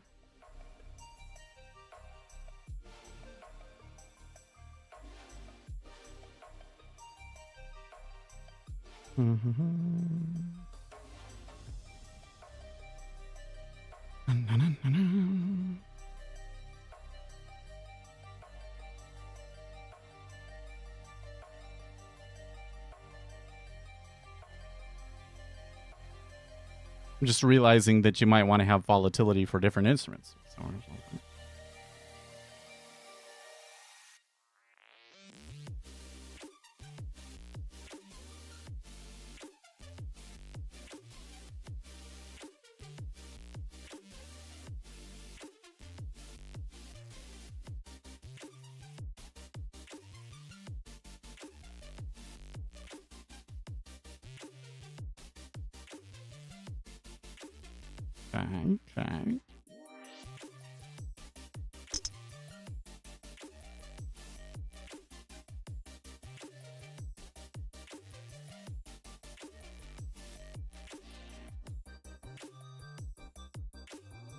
Okay, so now I can say...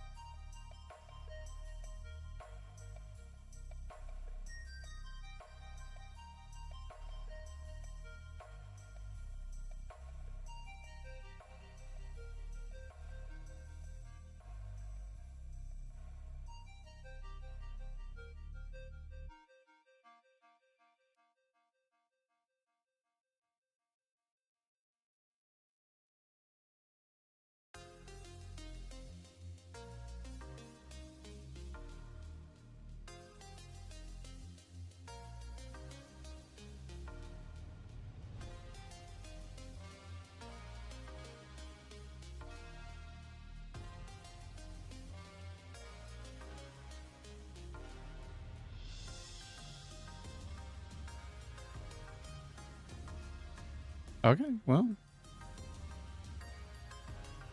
Oh, it didn't build actually.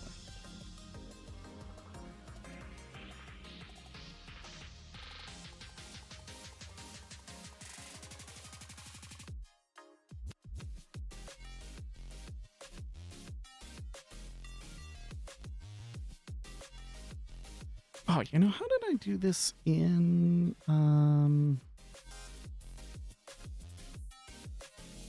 the volume profile one?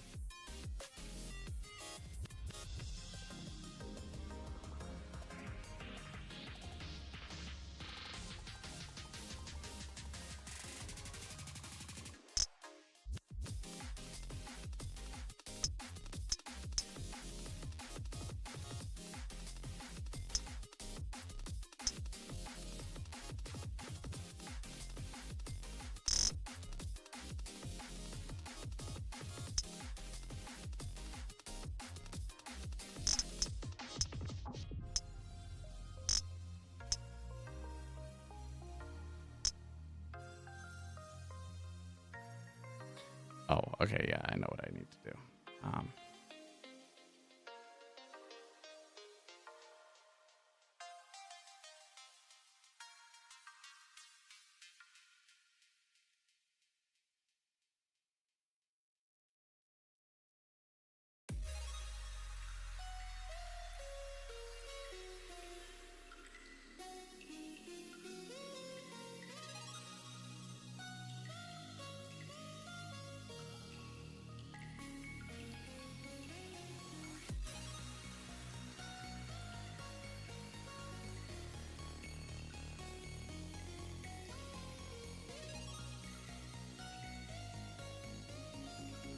Hmm.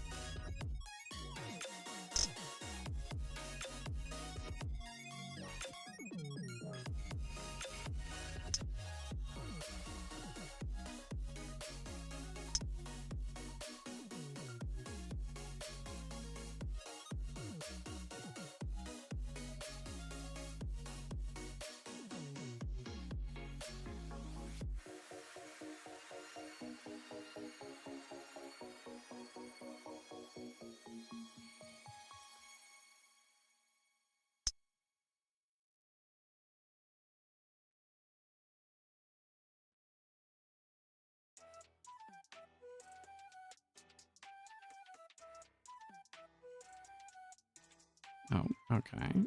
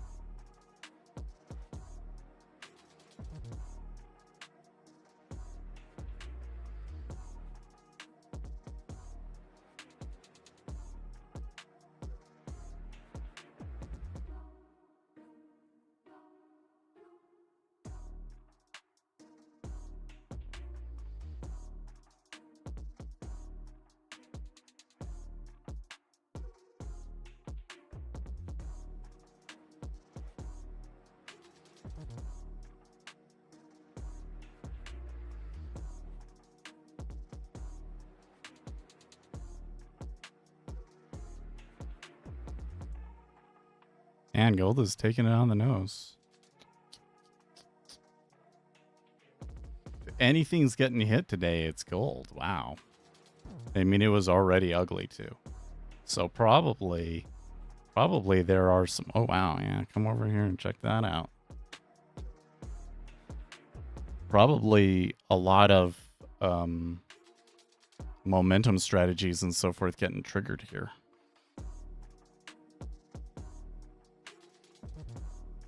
Yeah, gold is really, like, that's really, really taking a beating in that.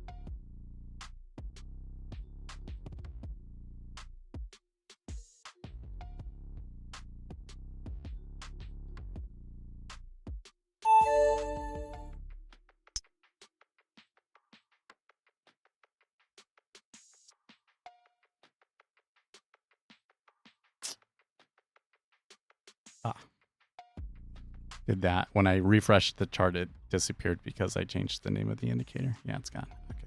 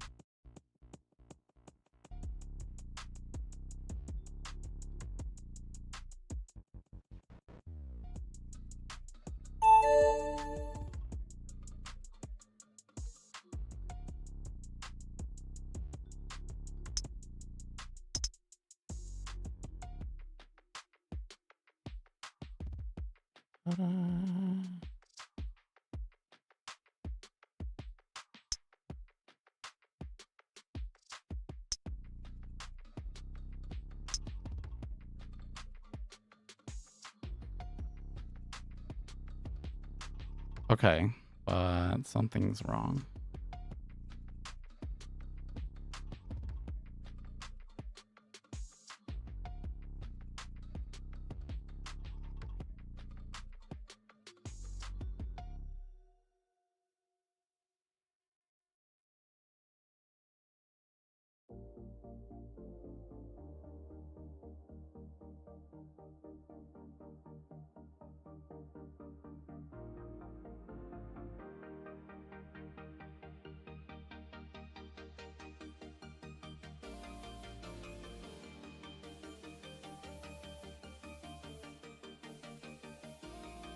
Something's very, very wrong.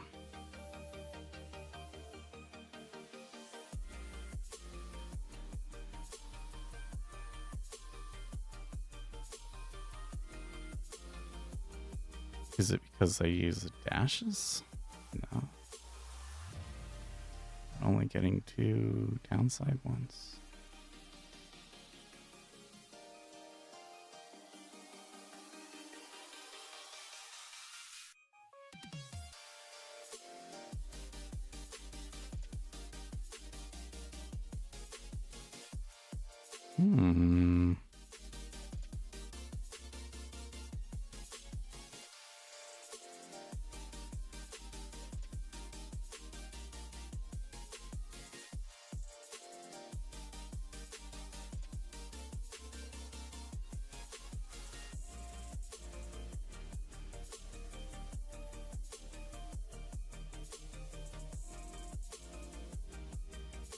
So the down target, 50% down target.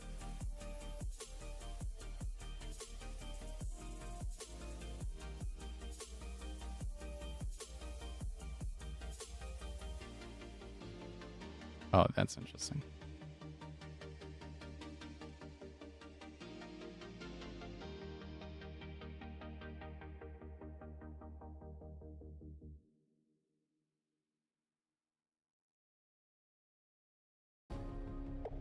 Yeah. It's only the 100% targets that are working. Why is that?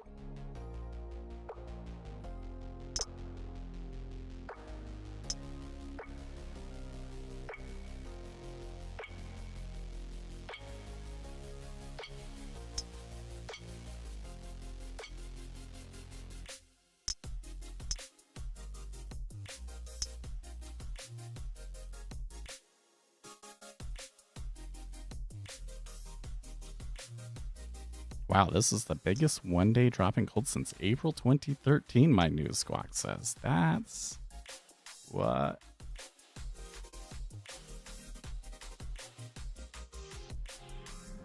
Oh.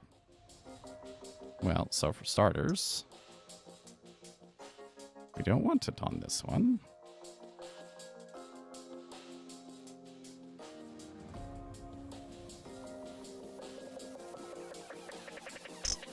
Still,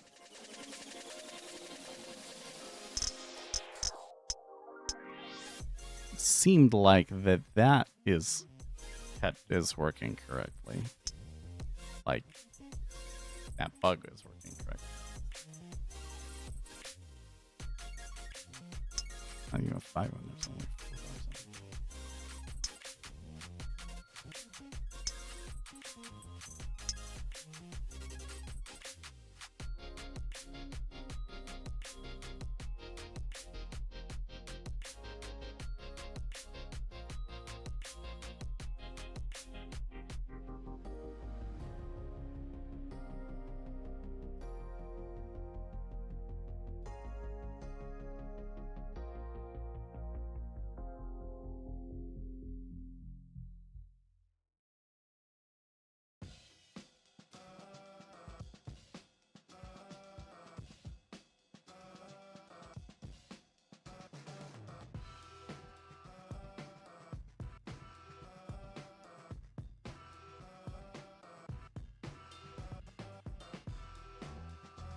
Think we need the debugger.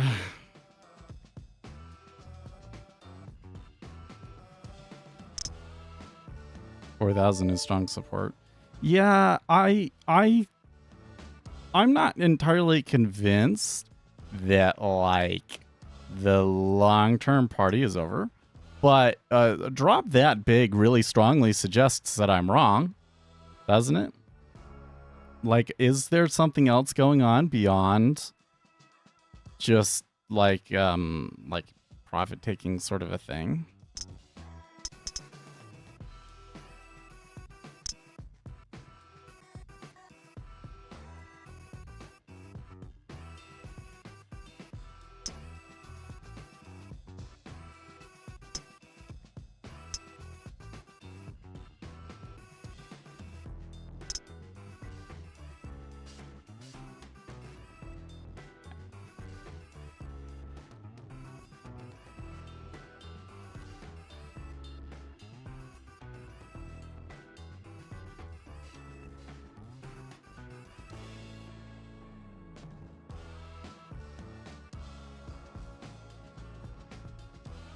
Interesting.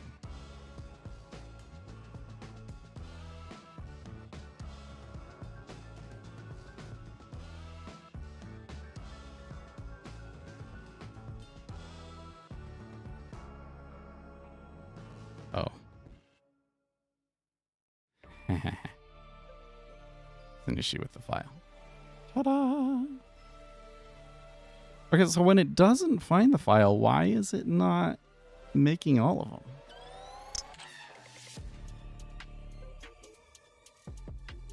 That's weird.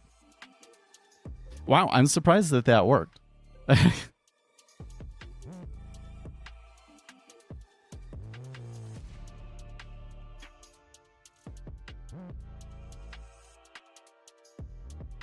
Okay, but my calculation is not quite what I think it is. I'm looking at this and I'm like, I'm not sure I understand what Uzi was using.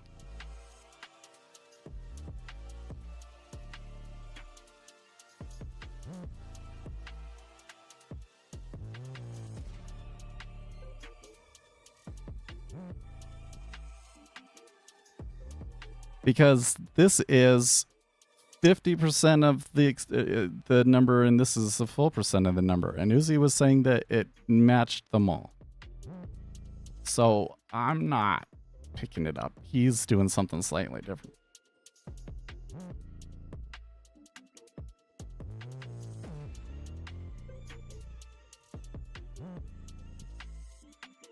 I think. My guess. I don't know. Let's see. I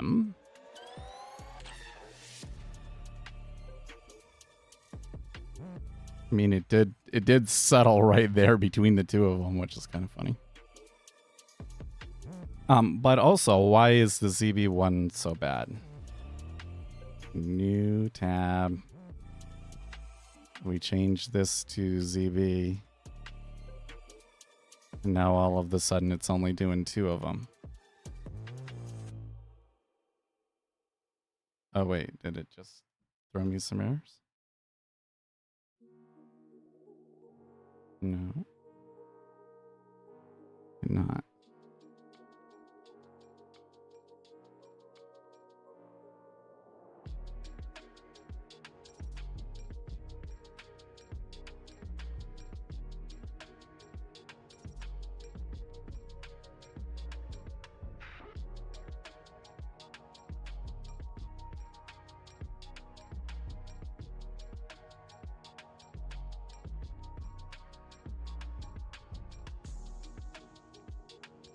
Okay, I see.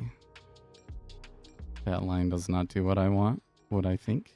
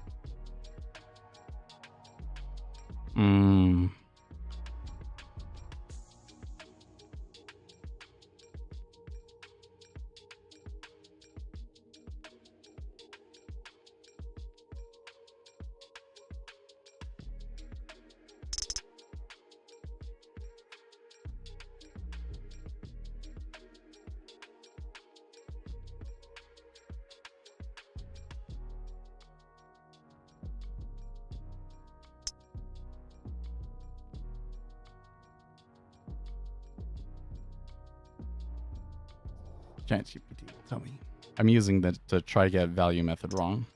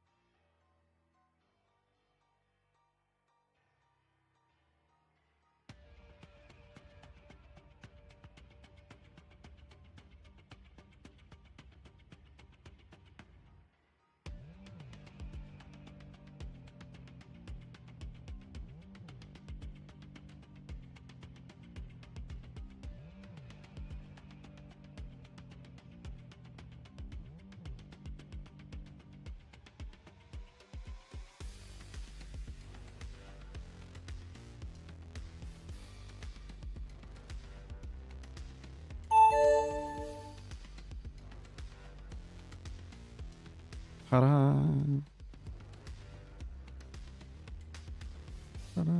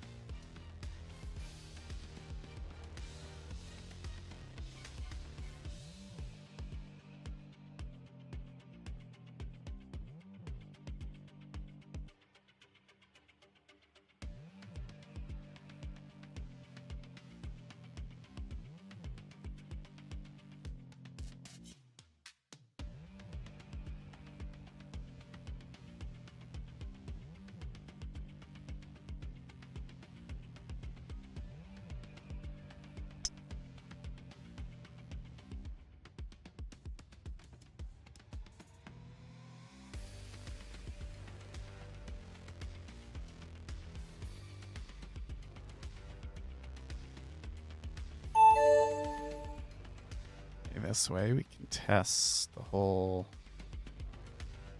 Oh, you know what? I have to change the debug level.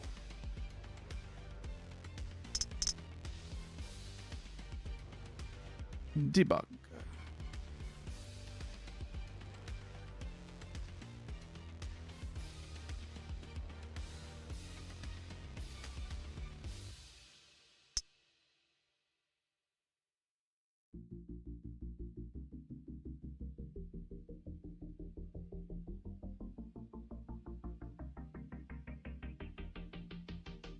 Why is that not working?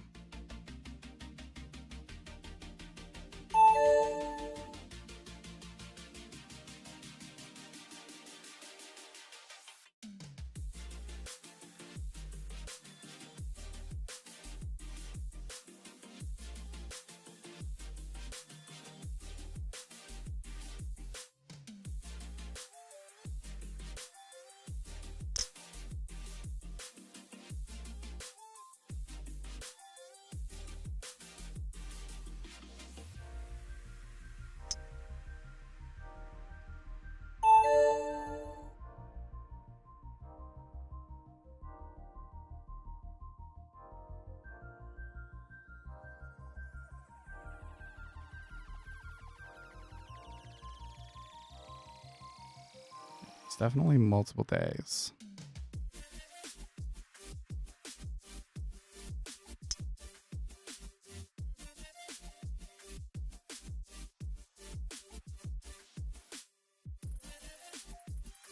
Oh, that's interesting. Okay, hold on.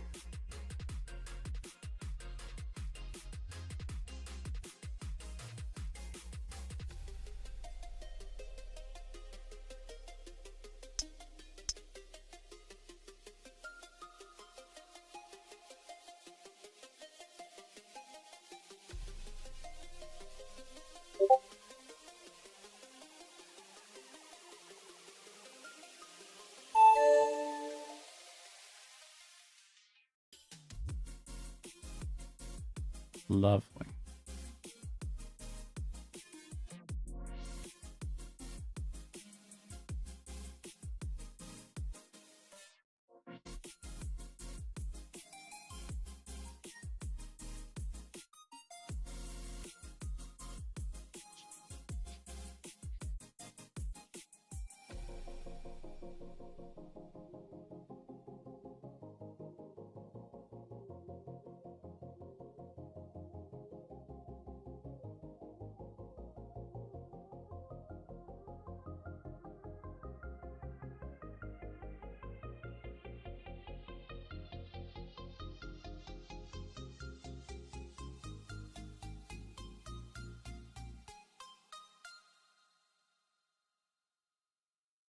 I see the issue there. Need to use the session iterator for that. Why didn't I use the session iterator? That is weird.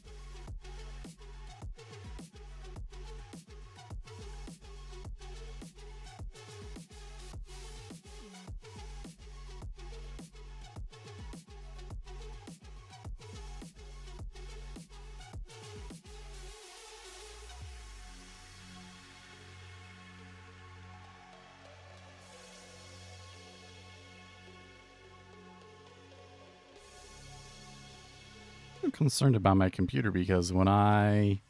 Oh man, we're past time too. When I copy something, it's like... it's slow.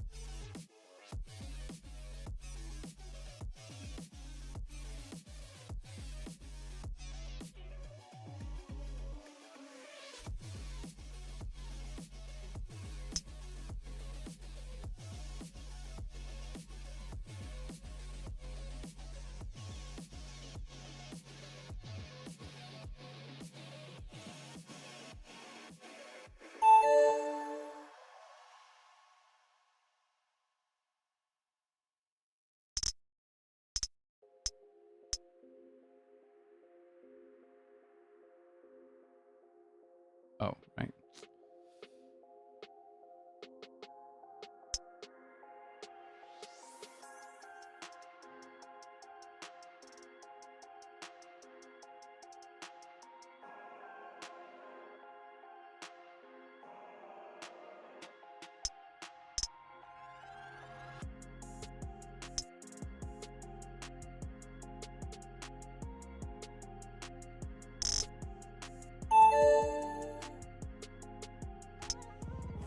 better.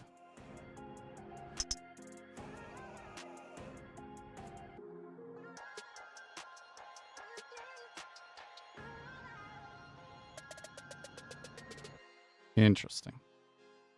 Maybe I do have it right.